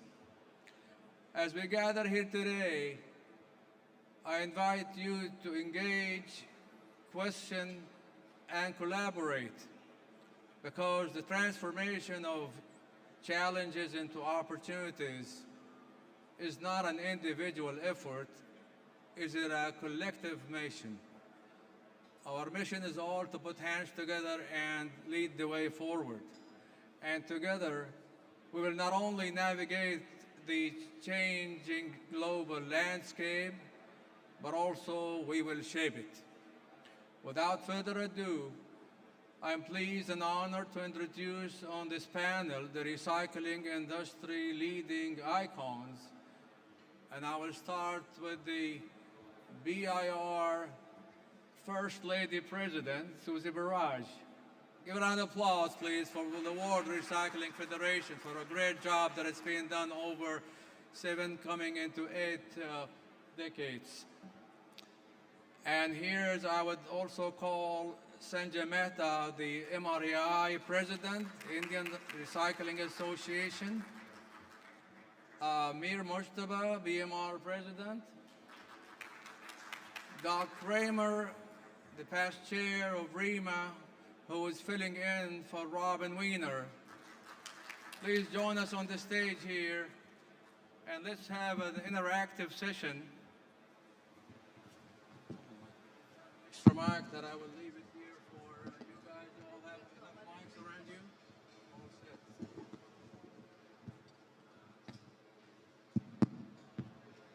Well, I mean, I would start here from my left-hand side here with Doug Kramer, former chairman of REMA. Doug, thank you for taking our invitation here at BMR.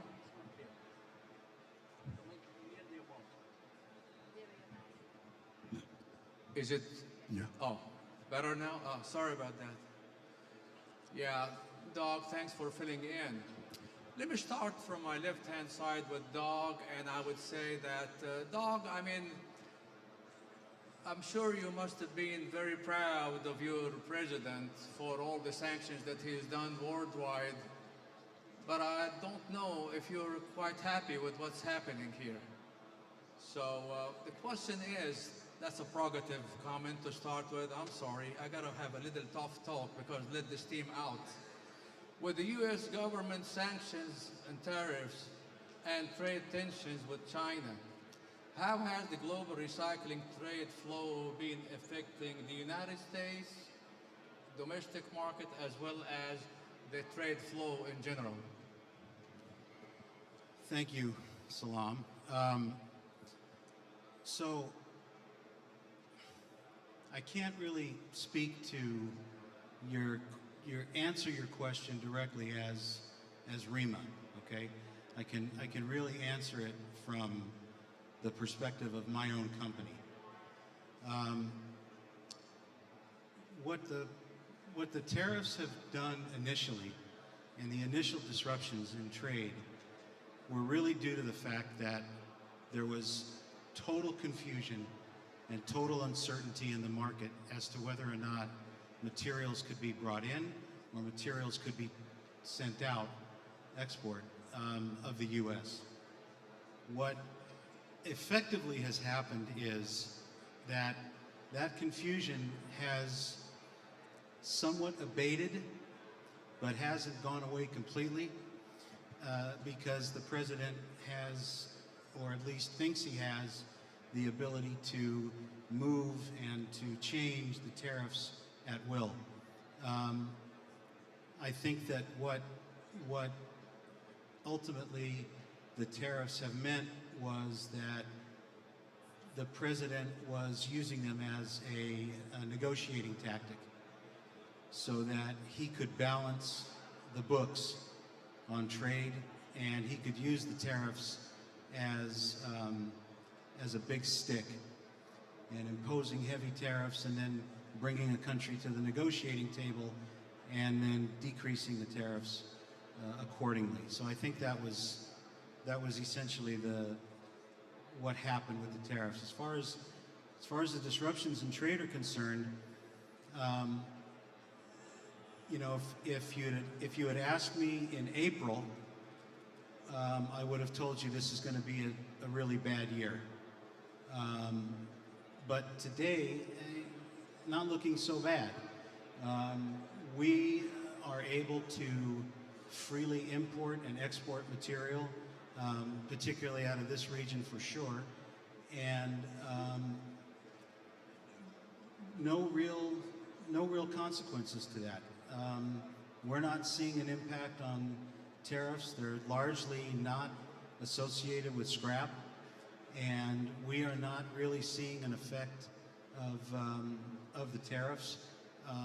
What I can tell you is that, I wrote some things down here, that domestic aluminum consumption is up 30%. Domestic steel consumption is up 10 to 12%, and stainless steel consumption is up 13 to 15%. So it has created the effect, I think, that the president was going for. Exports on stainless are down 15%. Exports on steel are down 15%. On stainless steel, they're down 20%. So I think it's largely had the effect that the administration has wanted, that it's increasing domestic consumption, it's decreasing the amount of material that is exported, but not really affected the scrap trade in the U.S. I mean, I understand the globalization has been moving into more of a nationalization and a protectionism. Now, I will come to the next question before I move into the other region. Now, the unintended consequences have emerged from these tariffs, such as overstocking, price volatility, or material storages. And how is it really adapting? How's the market adapting to those echoes? Well, the unintended consequences really were primarily market concerns about volatility and about the uncertainty that pervaded and just laid like a blanket over the markets domestically in the U.S. That was certainly an unintended consequence, I think, of his actions.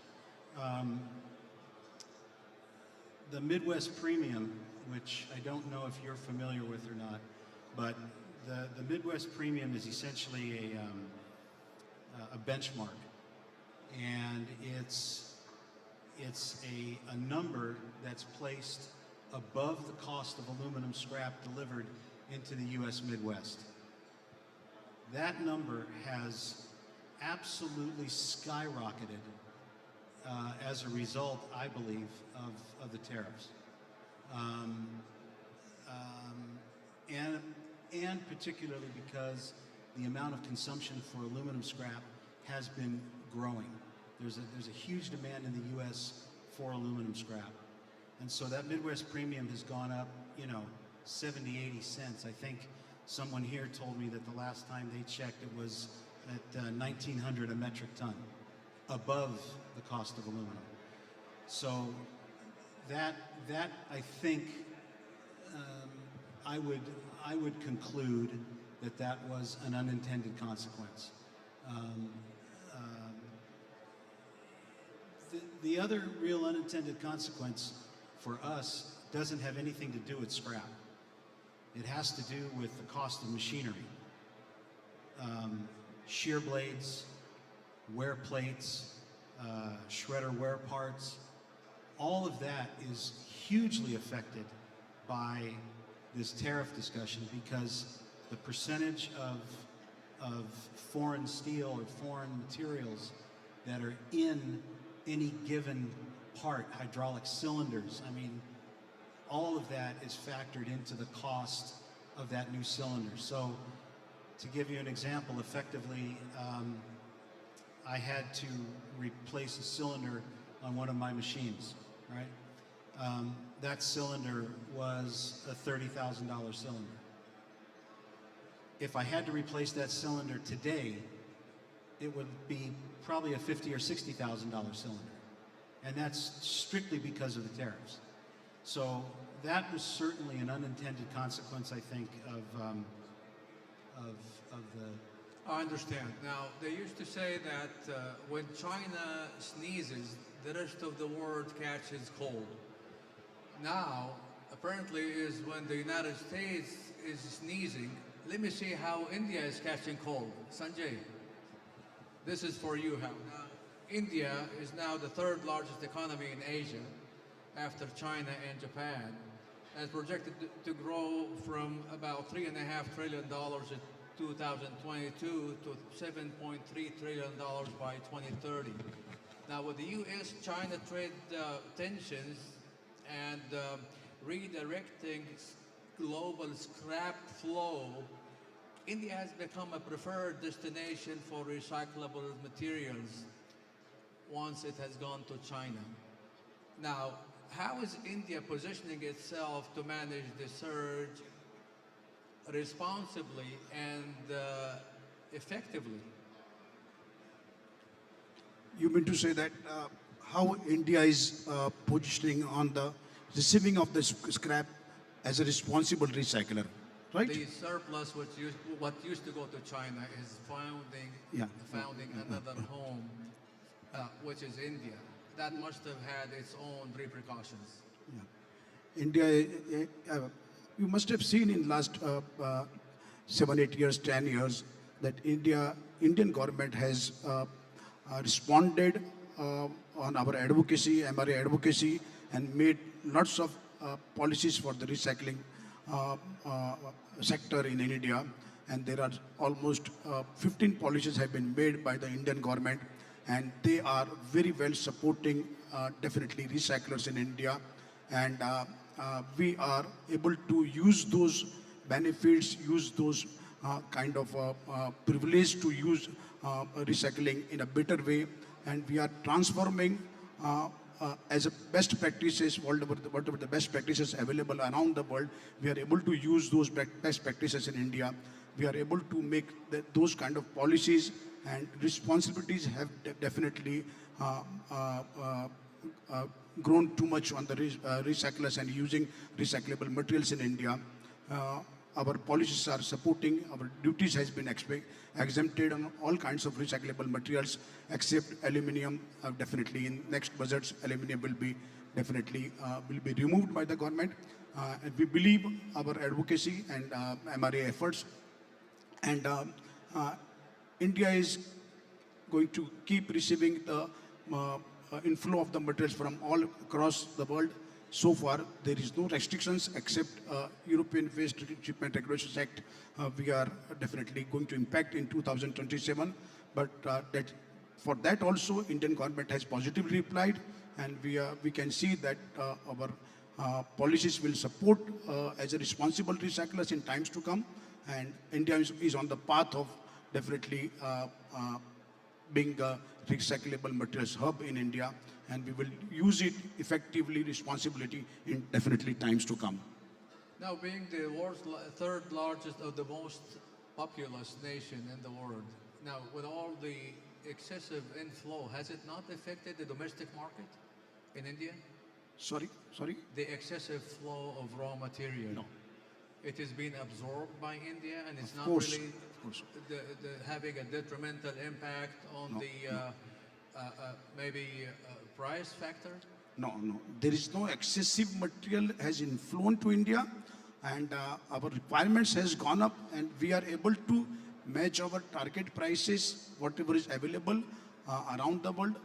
And non-ferrous metals, definitely we are able to match the global prices on the copper, on the aluminium, and whatever the requirements we have it.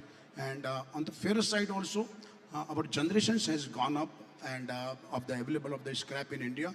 And we see that there is not much excess material is flowing to India, and we are able to definitely use it as we want, and we are importing as per our requirements. There is no excess materials is flowing to India, definitely. I understand now. Let me move into Mir, and I will promise we'll have the good for the last when Susie gets the floor. Now, Mir, first of all, we appreciate the great arrangement and the well-managed, seamless conference. Credit goes to you and all the EXCO team. Now, let me just ask you here, given the ongoing disruptions in global raw material supply chains, can the Middle East realistically position itself as a strategic bridge between East and the West within the global recycling value chain? Yes, Salam. Firstly, I appreciate what you're saying. It's a wonderful show. Yes, it's not Mir. It's a 13-member board which I have, which has proved me to be my strength in making this conference a very big success. With regard to the bridge which you say, the biggest advantage we have is in the logistics. The logistics is the biggest advantage because of the geographical location. So bridging East and the West is very good over here. And your question is relating to geographical point or recycling point? Well, I mean, generally when you're having that, the location and it is in the heart of the traffic between East and the West, how do you see that it's been positioning the Middle East? Well, Salam, see, I would like to address the crowd that yes, we from Middle East are not dependent on any other people right now to get the material into Middle East and then re-export or anything. We geographically are located so well that export from here to India is within 48 hours reach, to Japan or any Far East 7 to 12 days reach, to Europe it is 7 to 12 days, and US is now a growing market for us, so that will be a little longer. Otherwise, absolutely the comfort of logistics what you get in Middle East, I don't think so you'll get anywhere else. Well, I don't know if I should say this, but with a lot of restrictions on the imports from China to the rest of the world and mainly to the United States, I mean, don't you think that the Middle East has played a major role in diverting the Chinese cargo into the West through its strategically located ports, which has somehow alleviated the sanctions on China and benefited the Middle East as a market? No, I do not agree with this point because Middle East itself is self-sufficient with the recycling products as of the industry is concerned now, okay? Middle East is self-sufficient with the development of Middle East. I don't think so Middle East is going to look for that. But with regard to China getting its material from US and re-exporting, I think Chinese are quite smart. They have their own yards and facilities now developed in countries like Vietnam and Bangkok, Thailand and Malaysia and other southeastern countries. I think they are going to go and import over there. That's more reasonable for them than bringing into Middle East and then re-exporting it from here.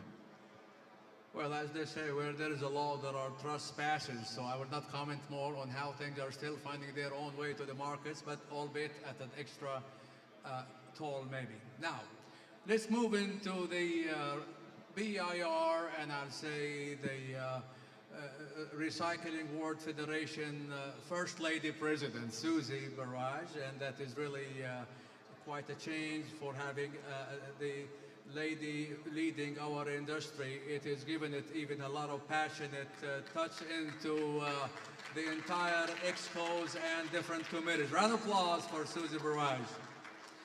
Now, in the light of recent trade disturbances and geopolitical shifts, Susie, how can BIR strengthen its leadership role in promoting industrial stability and turning those challenges into opportunities? I'm sure you've been busy back up there and trying to sort out every association's problems that come into your desk with the Secretary Generals in Brussels also here Arno Burnett also keeping himself busy. But you're being the leader. How do you think that is boding well on the association?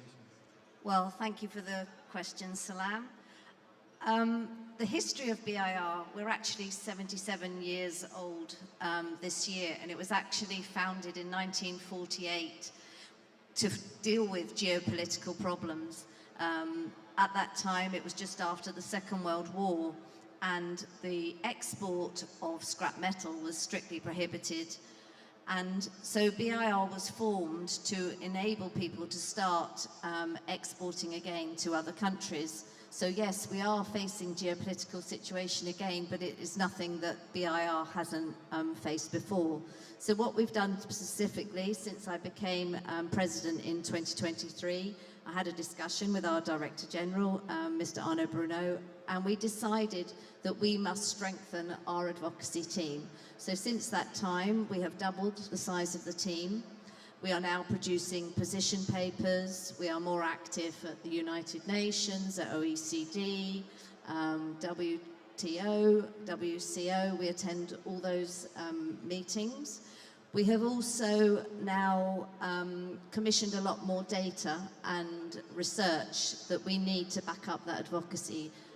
As Iona alluded to earlier, if we go to policymakers, we need the data to back ourselves up. So also, as Ilona alluded to, we are producing the environmental benefits of recycling study. It's a new study, much enlarged. We've done one before in 2016, but this one is covering 10 streams. It's going to be over 200 pages. We're very excited.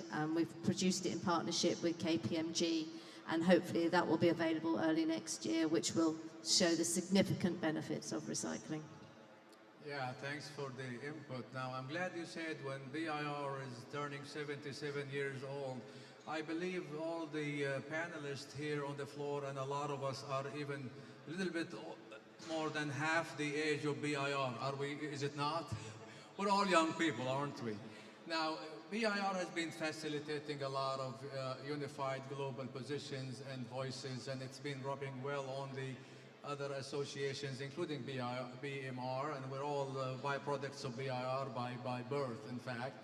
So that will, you think by the next year we have BMR convention, you'll think we'll have some good news about position papers rubbing into the government authorities with the help of UN senior officer here could really lead the way hand in hand to sort out a lot of our challenges?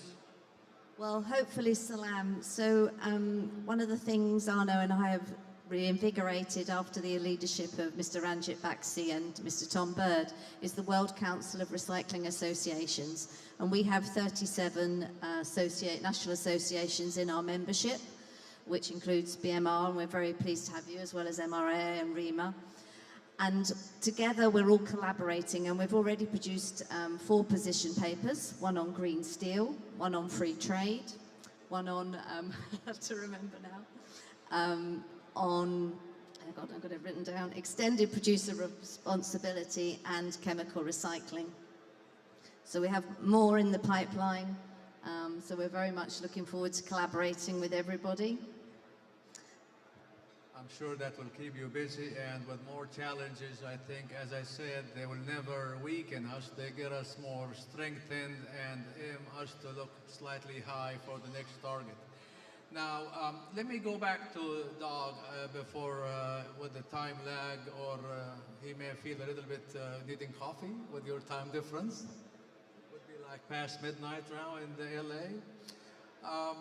Doug, now wearing the cap of REMA, how REMA is promoting sustainability and circular economy principles beyond the trade. For example, through innovation, education, environmental stewardship. What would you like to share with the audience? Because we have United Nations out here, and we're not bragging about what we do about environment.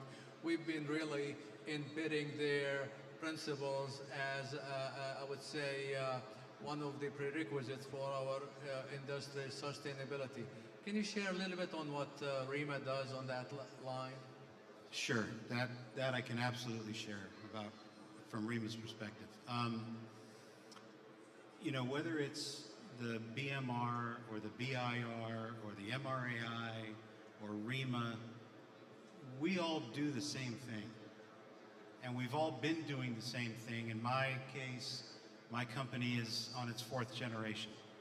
So, you know, we do the same thing, and we've just never talked about it. And that's really the problem, is that we've never promoted to the whole rest of the world what it is that we do. And because of that, we are dealing with the challenges that we're dealing with now, the regulation and the laws that are crippling what is a very, very important essential industry. So REMA has been, and its predecessor association, ISRI, and its predecessor association, ISIS, has been doing for years DFR, which is Design for Recycling. We give awards to companies that design a product with the recyclability of that product at end of life in mind. If we are not to recycle a hazardous constituent, then don't put it in your product. Don't include it in the manufacture of that thing. And then it's not a problem for anybody along the whole supply chain. So DFR is a huge thing that we do. REMA is engaged on an ongoing basis, and has been for several years, with producing workshops, toolkits, meetings for all of its members on exactly what you're asking about, on exactly environmental stewardship and changing and morphing really those programs into using different terms of art to say the same thing, right? One of the things that REMA's doing also, I got to get this right, is supporting now in the U.S. we have the Federal Circle Act, which basically would create an investment tax credits for recycling infrastructure. And that's something that we are actively promoting. And the other thing that I'll tell you that I am especially proud of, and really glad to see that it's starting to finally get some traction, is something that was created under my term as chairman of ISRI. It's called the Jason Learning Program. And Jason Learning is something that we give freely to any school, K through 12, that chooses to use it. We can't mandate that a school system uses it, but it teaches about recycling. All these guys that are here from the university could have taken advantage of the Jason program had the schools opted to use it. We teach about recycling and the recycling community through STEM. And that is really the most effective way. In my opinion, the change is not going to come from us. We're not going to change what happens. They will. Our children will change how we create this recycling culture, because a cultural change will happen with the next generations. I appreciate that. Now, Doug, you hit the nail on the head, as they say. The charity begins at home, and it starts really at the household, and here all the students will understand that this is just not an academia. This is part of the genetic approach towards recyclables. And one thing I would also vouch about REMA, known as ISRI before, is when I got into the business, at one stage, I used denary specs for my terminology. So that tells you how old I am. I'll tell you, it's also something that occurred under my term as chairman. We have to change the way we discuss and the way we talk globally about our industry. I can't really thank Mir enough for the concept of one voice. One voice. Because when we talk to the UN, when we talk to those that wish to regulate us out of business, whether knowingly or unknowingly, right? We have to say the same thing. We have to say the same thing in the UAE that we say in England, that we say in India, that we say in the US, that we say in Canada. It has to be the same lexicon and the same terms of art. You know, that's why REMA, you know, the REMA specifications are so critical, right? Because the specifications for scrap, dealing with aluminum, tough taboo, you know, or ultra, or sabot, you know, those terms mean something. And that is the exemplar that we have to use going forward to create a global language. Absolutely. These have been all terms we use in our contract, and they remain to be the guidelines in case of any quality discrepancies. Thank you very much for the input. Now, I would ask Sanjay here, I understand that when we talk about regulations, environmental and trade practices, that is always something a lot of people think it's adding to their costs. India being a very large community, and they have a vast industry, some in the cities, some in the suburbs. How do you think they're coping up with the health and safety and responsible practices with regards to the industry?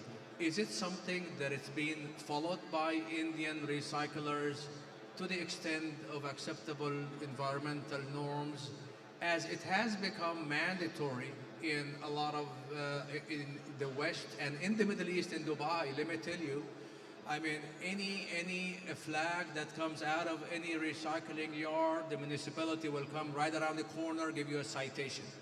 Just to share with us how stringent it is in India and how it is coping up with the environment and the trade practices. Thank you, Salam. The compliances, the policies which have been made in last 5 years definitely is strengthening the hands of the recyclers, collectors, everyone. They are aware that what is going to be the impact on the environment and what is my responsibility to do the safety, environment-friendly recycling process and everything. The EPR compliances, you say the CMM, whatever is coming. So every industry, every recyclers in the country who are organized in India are definitely well aware of the implications, what I am going to leave for the next generations, and we are definitely slow because there are, it's a 1.4 billion people. You can't transform the country overnight on a year or 2 years. It is a process which is followed by the country. It is a process which is followed by the government and the recycling association as well as the recyclers. So we are definitely following best practices, whatever the best practices are required to follow, and we are doing our best. I'm very much hopeful that the progress, what is happening in India, are definitely allowing us to be a, I'm going to say, best recyclers, best practices. We are going to do it, and I'm confident that the progress will is stable and it's going smoothly in the right directions. In times to come, we will be definitely going to show the world that the recycling can be handled promptly, efficiently in India.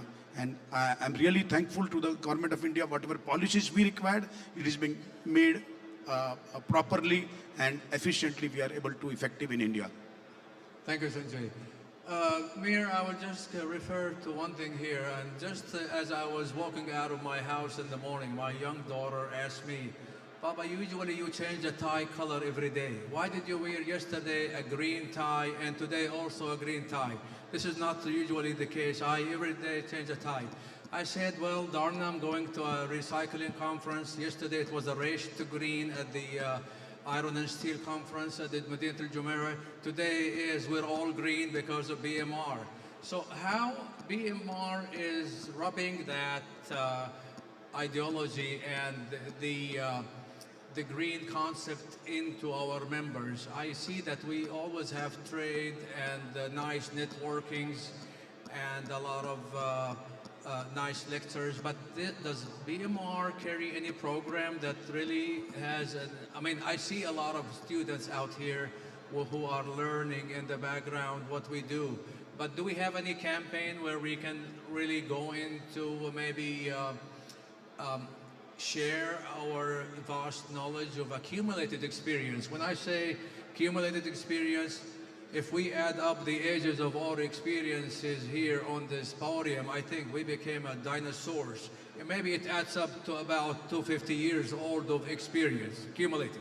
So what do you think, Mirbai? Do you have any program that you can really be approaching all the different institutions, and BMR could really lead the way for that? Salam, I would like to address this audience. You know, BMR is working very strongly towards promotion of next gen, number one. Number two, with regard to green, what you have been really selecting green, this year on the Global Recycling Day, we invited a lot of students from different institutions to our recycling scrapyards. And the best gift we could give them was a sapling. Every student carried a sapling, and every BMR member over here was asked and requested to at least plant 10 trees. So that was the achievement we had, and we have proofs that yes, we went across the industrial areas, and the recyclers, really the owners of the yards, really did a good job by supporting me by planting 10 trees. And on the Global Recycling Day, I was very proud that all the students carried a sapling and they said that they are going to really plow it over there. So BMR is going with the initiative of green, not only because to save the earth, even in the future we know very well it has started being calling green metal. Even our metalists started being calling us green metal. Green doesn't mean that the aluminium should be green or the copper should be green, but the concept of green material is already implemented, and we are going to educate them. Thank you. Appreciate that. Now I'm going to leave a last word with Susie Barrage, being the World Recycling Federation First Lady. I reiterate, what message would you like to give the associations, the national associations, the delegates, the young students out there in the corner? We want to see more of them next year. So what message will encourage them to come with a bigger batch next year? Well, my actual catchphrase is keep recycling. So I think that's probably the most important thing for each and every one of us, to keep recycling and promote the recycling industry.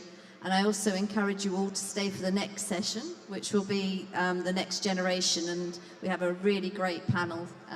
So they're going to give you some really good information and give us some ideas, us dinosaurs here on the stage, how we can embrace innovation and technology to improve our industry.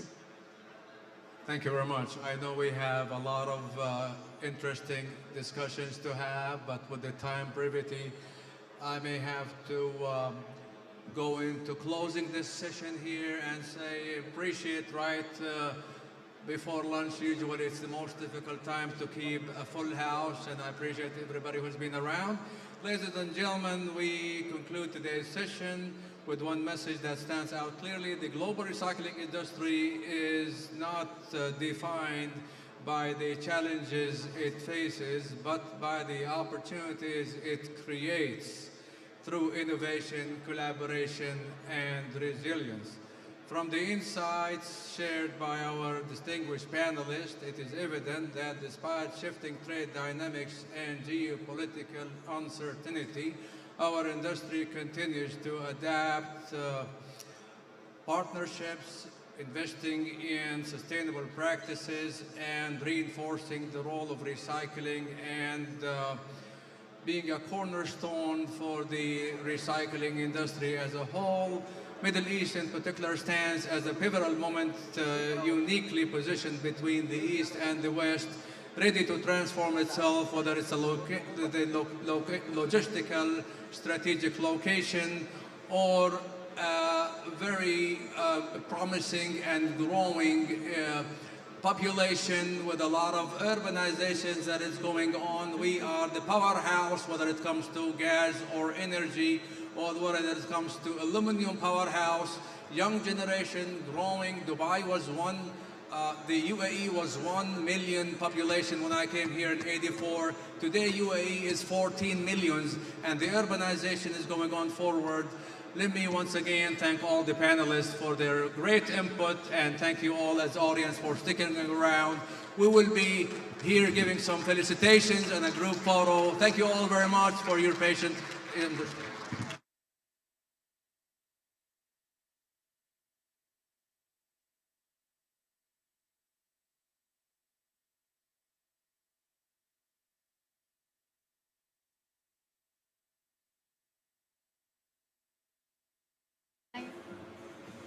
Guys, that was indeed a powerful discussion. A big thank you to all our panelists and a moderator for leading this dialogue with such passion. I now invite the Vice President of BMR, Mr. Muzammil Gadawala, to come on stage and felicitate our moderator and our distinguished panel members.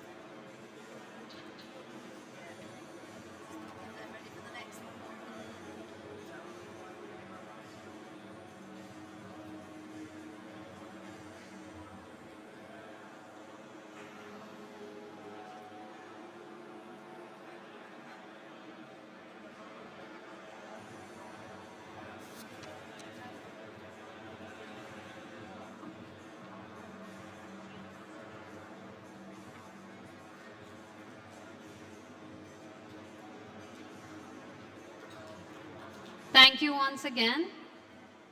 The next session is close to all our hearts because the future belongs to those who dream beyond boundaries. Please welcome our young leader for the Next Gen Recyclers panel discussion, the future of leadership and innovation in the Middle East recycling industry. Let's hear from the visionaries who are driving change with creativity, courage, and technology. Now, I call upon the young committee head and board member of BMR, Mr. Prithvi Raj, to please come up on the stage and introduce this year's panel members.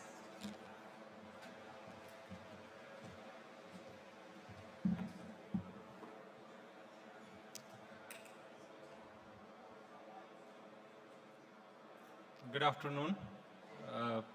First of all, thank you so much. Thanks to BMR President Mirbhai, Vice President, Excos, all the Board of Directors of BMR. This thank you especially to give opportunity to hear the young people in the recycling landscape and to given opportunity to share that what we as a young generation we are looking forward and how this recycling, what we are looking this recycling industry, what are our perspective. So I once again thank you BMR for giving this opportunity. Now I request the moderator of session, Miss Susie Baraz, please welcome Miss Susie Baraz as a moderator for this session. Now I call upon the CEO of Real Life, Mr. Amit Mundada. Mr. Amit, please. Real Life is a company which is promoted by BIHA. So they are doing some new innovation in the recycling landscape in UAE. Now, Ms. Sara Hattar, she is the Director of Sustainability at Clergy, very active, a consultant on the ESG, circular economy, and the new generation. Yeah, please welcome Ms. Sara. Ms. Sarwat Jahan. Sarwat is Head of Sustainability Club at Symbiosis Universities. She is again doing consultations and teaches sustainability. to the graduate and postgraduate students. Next is Mr. Omar Al Sarif, Director of Sarif Medal. Please welcome Mr. Omar Al Sarif.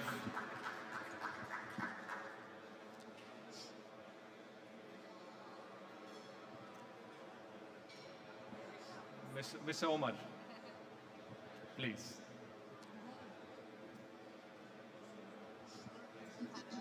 Thank you to our next gen leaders for reminding us that torch of recycling burns bright in the hand of youth. Thank you everybody, and let's look forward what as a young generation and their views on the recycling.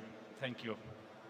Well, welcome everyone to the Next Gen panel. I'm so pleased so many of you have decided to stay. I know we're getting a bit close to lunchtime now, but this is really a panel you should not miss. So I'm delighted to welcome all my panelists today.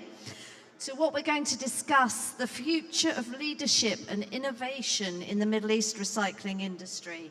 And we have a very illustrious panel. So I'll get straight on and I'll start with you, Omar. How do you see leadership evolving in the Middle East recycling industry? Thank you so much, Susie, for the question. In the Middle East, recycling is improving through smarter technology and better processes and more efficient operations. Companies are using high-efficient equipment, better sorting systems, and advanced refining techniques to increase the recovery and reduce waste. For example, back then, we used to segregate the scrap manually by removing high attachments, but nowadays, we are using automated sorting systems that help reduce human error and improve material recovery. Many companies are also investing in better logistics and handling to move scrap more efficiently between suppliers and processors.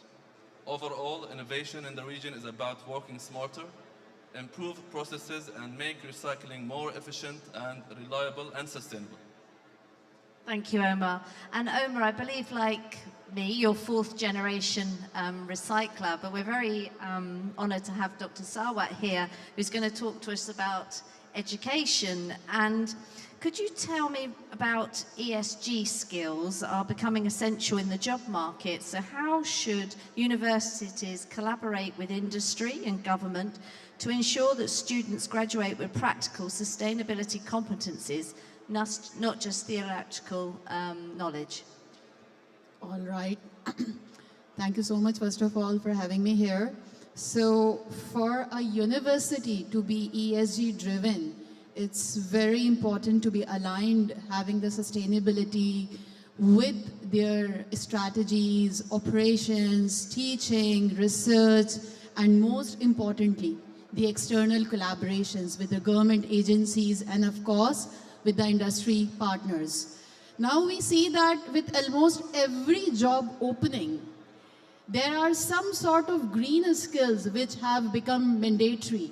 Let it be the waste audit, or let it be having the green marketing skills, or having the green HRM skills. So for that, it's very important for the universities to inculcate the ESG modules in every course. So let's suppose when there is a marketing course and when you talk about advertising and branding, so the students must be able to understand that how to integrate ESG, environmental, of course, recycling concepts, of course, need to understand that how to focus on the digital campaigns. They need to understand that how to make the least usage of maybe paper, plastic, and all that.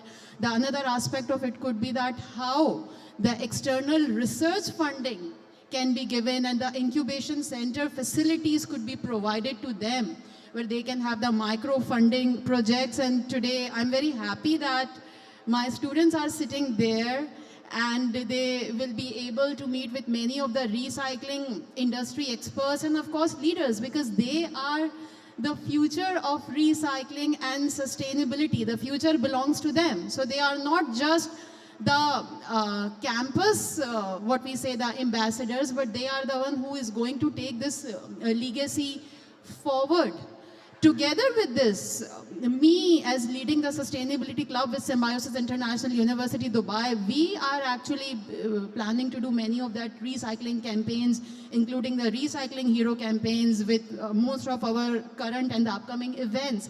We keep that recycling centers and stations where that can be swapping, there can be, exchange of maybe clothes and books and such. This can be embedded as well. Together with this, the faculty mentorship and the internships and apprenticeships from the industry leaders are very important, where they can learn the hands-on skill about how to carry forward this legacy. So it is a combination of having the on-campus strategies together with having the ESG embedded in every module, from marketing to HR to logistics to R&D to IT, with having enough opportunities where they can learn how to take it forward.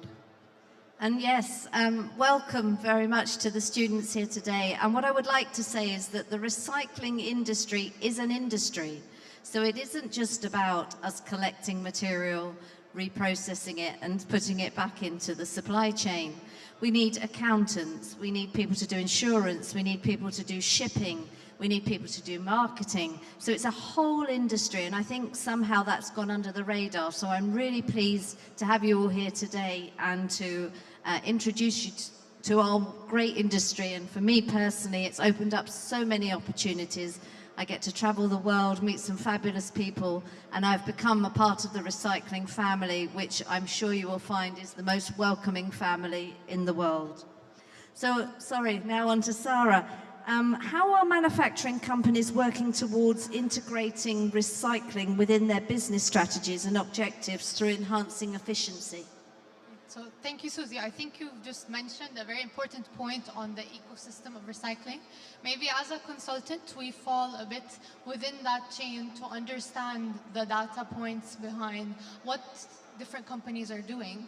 So through the experience with manufacturing companies, we've realized that they are initially trying to align their business objectives through building internal loops of circular economy, not having to use fresh raw material and then recycling their own waste through their production lines and moving forward into production through using these recycled materials. So where we came into play is to actually understand the data points behind it, and this is where I would say companies in the Middle East are heading. Let's say in the chemical industry, the steel industry, it's been helping them understand how they can actually align this to their decarbonization plans, how they can actually put figures into how much they're actually saving the world through these kind of processes. So I think the manufacturing companies as well as other recycling companies are really putting in efforts to understand their impact through these processes as well.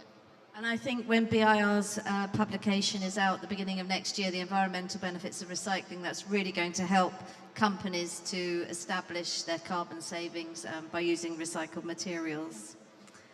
So Amit, could you tell us a little bit about your company, please? So, okay, thank you, Susie. Thank you for actually having me here. So we, can you, yeah, okay. So thank you for having me here. So Real Life is a digital platform which are connecting buyers and sellers, and for that matter, even the regulators, through a digital technology. So we have a platform where all the recyclables, buying and selling is happening real time. So it happens with all the transparency. The buyers and sellers can know about each other. They talk to each other through the technology. They have the full visibility or the origin of the material, and that is what we do. And you know, all those panelists which are talking about ESG or this data and all those things, you need a technology for this one. So without technologies, you know, achieving all the sustainability goal is very difficult. Though I'll say that, you know, technology, you know, itself cannot actually do everything. You need an ecosystem. The ecosystem of your buyers, sellers, manufacturers, recycling companies, and all, you know, even the regulators. Despite technology existing, adoption though tends to be slow, with barriers preventing innovative recycling technologies scaling. And so how do you suggest we overcome that? So you know, I'll say that, you know, you need three things for this technology to get adopted by everybody. you need a clarity. When I'm saying clarity, it is about all the regulations and the kind of this EPR which is coming to UAE. You need a scale, so all your manufacturing companies should have a strategic recyclable buying in their strategy, and then you need a collaboration. Collaboration between your buyer, means the collector of the waste, collaboration between recyclers, collaborations between manufacturers and all the regulators. When everything goes together, I'm sure people will adopt the technology. Now where I sit at Relife, I can see the people are adapting the technology because they get the transparency. They get the traceability of the material, from where the material is coming, what is the quality of the material, and the continuous supply of the material. That is what manufacturers want. If suppose they get these kind of things very transparently on the platform, technology will, they will adopt the technology. And technology is continuously evolving too. The AI is coming into picture, blockchain is coming into picture. I'll tell you one thing, that now we are in discussion with one Korean company where actually our platform and their platform in the Korea, they will talk to each other. So imagine that people are sitting in UAE, will have a full visibility of the material available in Korea, or vice versa. Like, Korea is one of the biggest buyer of aluminium ingots, or the aluminium drum. So that is what actually, technology can change. And that is what we are here to actually bring that in the country. And I'm sure, the path or the future is very bright. We just need to adopt the technology, that's all. For me, this is all amazing, because when I joined the industry, probably the same time as Mir, the mobile phone was only just being invented. We still were using landlines and sending facsimile messages rather than, the internet wasn't even available. So now the possibilities are endless. Ammar, if I could turn to you, please. What are the key innovations shaping recycling here in the Middle East, in your opinion?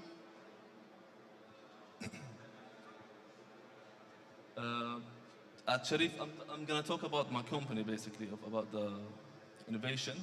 So basically, in Sharif Metals Group, innovation means finding smarter and more efficient ways to work. Every day, we focus on improving processes, increasing efficiency, and delivering a better quality. In manufacturing company, because we have two divisions, basically, we are into manufacturing and trading company. So in the manufacturing company, we reduce manual work by investing in advanced tools and high efficiency furnaces. We also improved scrap preparation and refining to achieve consistent quality and higher recovery. For example, after upgrading our furnaces, we reduced energy use by 15% and improved the metal recovery. In trading, we focus on an accurate segregation and reliable sources so buyers receive exactly what they expect. We also streamline our supply chain and maintain strong supplier relationships, which keeps the process fast and efficient. For us, innovation is simple: better equipment, better processes, and a better workforce, improving the way we work to deliver higher quality and more sustainable recycling. I think higher quality is something that's being talked about all around the world now. I think customers are becoming more demanding, and rightly so. So I think quality is something we're going to have to focus on. Dr. Sawa, if I could turn to you, please. What breakthrough technologies, AI, robotics, chemical recycling, blockchain, do you believe will most disrupt the region's ecosystem? Okay, so when you talk about disrupting technologies, data is something which is going to altogether change the game. So with having the real-time data insights on how recyclability, waste management, e-waste, all that things which can be managed. So the more data we have, the real-time data, and how the timely decisions can be made on the basis of that, that is all together going to change the ESG and the recycling industry more specifically. So for that, let's say next week we have one of that recycling competition that we are going to have with the Emirates Environmental Group, where the students are going to come up with some creative ideas and in the innovation project. So that's where most of the data-driven aspects and the real-time data of how much, let's suppose, the single plastic usage reduction can bring the change. So with having the per person, per customer, per student, per unit, per SKU, change can be managed, assessed, and then on the basis of that, we can make the future decisions. That is something which I believe is all going to bring the change, and that is something that we are going to embed. We have some of these things already inculcated in our curriculum, and many of such things are already suggested from CAA and Ministry of Higher Education as well as the global practices are also moving in the same direction. So rather than just theory, we are trying to connect it with real data and of course blockchain. Yeah, we can't do anything without data. Yes. Data is absolutely vital. I know when we spoke yesterday, Amit, briefly, you mentioned that you're already using blockchain. Could you tell us a little bit more about that? Yeah. So I guess you forgot about the blockchain when you asked her that, what is the technology going to change the recycling industry? You can answer that. Yeah, so I'm sure that, the blockchain is going to play a very big role because as she said that, your data has to be very secure. So blockchain is the technology which will secure your data. It will always have upper hand. No doubt AI will come, the robotics will come. So in our parent company, we use robot for segregating the material. But still, that is what actually robot will play kind of a limited role, but when it comes for the data, so it's always like that, the technology is an enabler, but data is a multiplier. So you need a data for each and everything. So I feel like blockchain is going to play a very vital role. We are using it, for example, like, when buyers and sellers do the transaction on our platform, we do that contract through the blockchain technology. So it is like an online contract with some tokenization, the contract is done. You don't need to go and meet each and everybody, and the data is secured. Now, because of that data, because of the technology, we work very hand in hand with Ministry of Climate Change. We are providing them data which is going to help in the EPR process, because finally they need that, where the material is getting originated, where the material is going, and that all traceability and everything will come through the technology, but blockchain is what actually I'm counting on. Thank you. And Sarah, can we finish on a positive note? What are some of the benefits that some companies are working towards in regarding to their efforts towards recycling and reusing their production?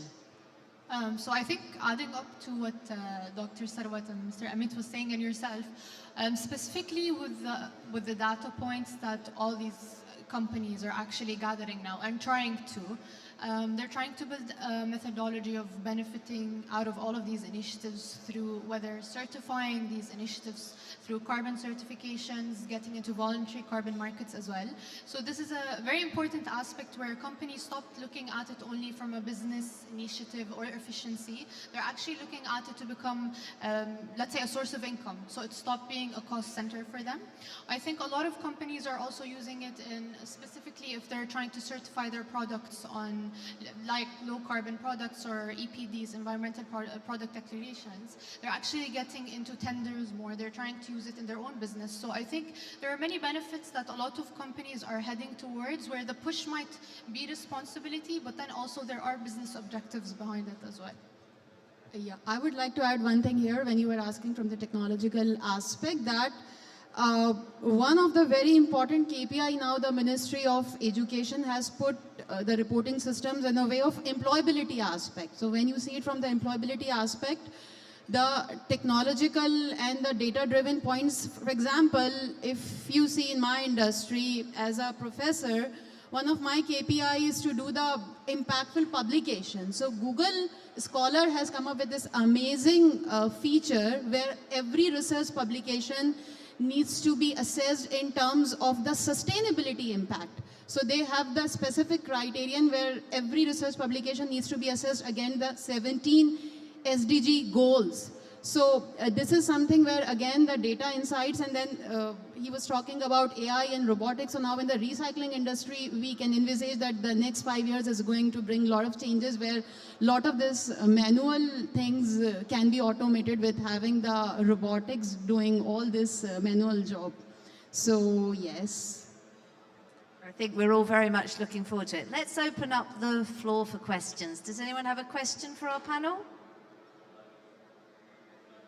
Salam. There's a microphone coming. I think I congratulate BMR for having an ESG and such a sustainability professional panelists up here, and that is the way to go forward. My question is now, I do understand on the academia side, you do give all the green environment or thinking forward, and how do you really do it on a ground level of perhaps taking the students to the physical fields of recycling facilities? Have you done that? Okay, so we have the regular industry field trips. We have the experts who come from industry for that. We have started the recycling initiative like the campus infrastructure recycling. So these are just some of the beginning points from where we are going to prepare our students, and then bringing our students to such type of events itself is the another example of how they can do that. Together with this, the internships and apprenticeships is something which is going to help them that how to implement it practically. So I am happy to tell that Mr. Mir has announced that some of the internships and the opportunities would be given to students. So this is something which is going to give them the hands-on application to what they are actually studying already in theory. I would say on behalf of BMR, we open all our recycling facilities for the students to come and have a tour around our facilities. Yes. And put the academia down to earth with a practicality. Absolutely. And with that, we work together on your mission. Thank you so much, and we would love to have the experts like you who can come to our facility and actually mentor the students that how to practically implement all this what they are doing in projects and incubation centers.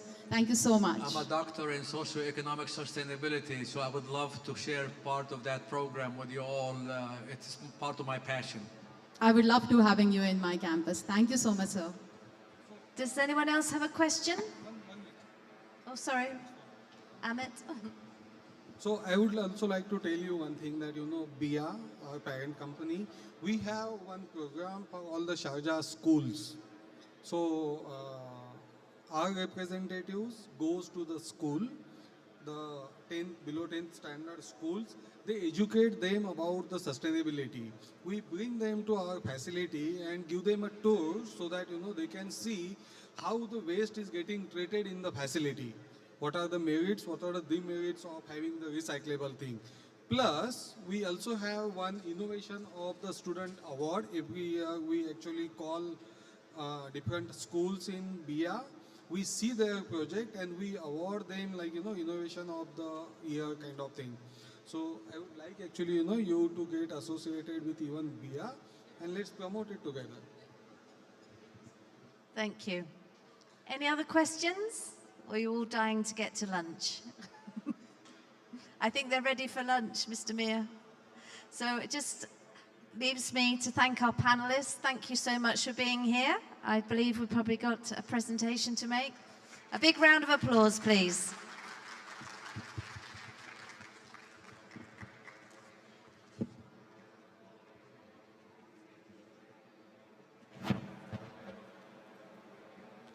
Thank you for our next gen leaders for reminding us that the torch of recycling burns bright in the hands of the youth. I now request Mr. R.K. Mato, the Commodities Committee Head and Board Member of BMR, to felicitate our moderators and all the panelists.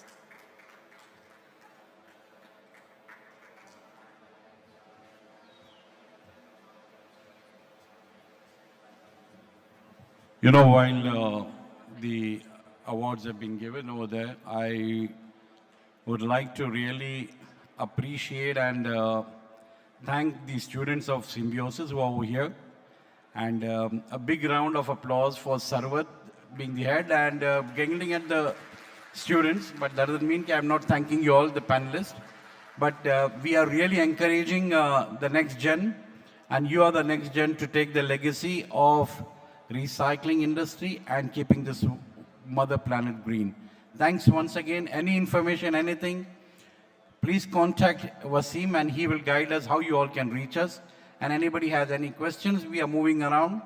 Please talk to us. And any one student can get up and tell one thing. What did you learn from this conference while you're sitting over here? One student, anybody who can just stand up immediately and say, what did you learn from here?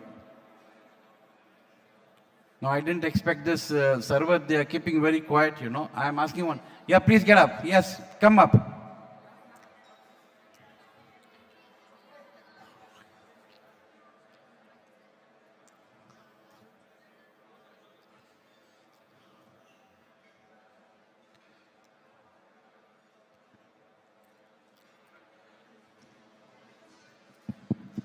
Hi sir, I am Punya from Symbiosis MBA, first semester.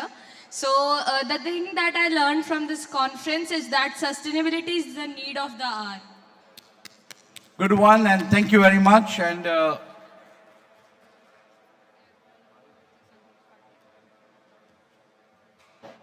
We now have Mr. Sanjeev Parke, our treasurer, on stage to deliver the vote of thanks.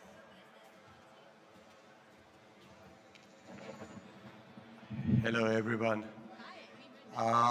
So I'm glad to have come to the conclusion of this very, very eventful program, where we started off with a presentation from one of the very prominent recycling industry, going on to the event from UN, and then a panel session by the recyclers, and finally, oh my God, what a session of the youngsters. Absolutely mind-boggling. I repeat what President Mir has said. It is BMR's vision to support the young generation, and we are all committed to do that. We encourage youngsters to come forward and be associated with BMR. Before we all go, I think it's important that I thank all our sponsors, all the dignitaries who came and made the presentation or participated in the panel discussion, and you all, audience, and the attendees, to support BMR by attending with full confidence and trust in us. It encourages us to make our events better every year.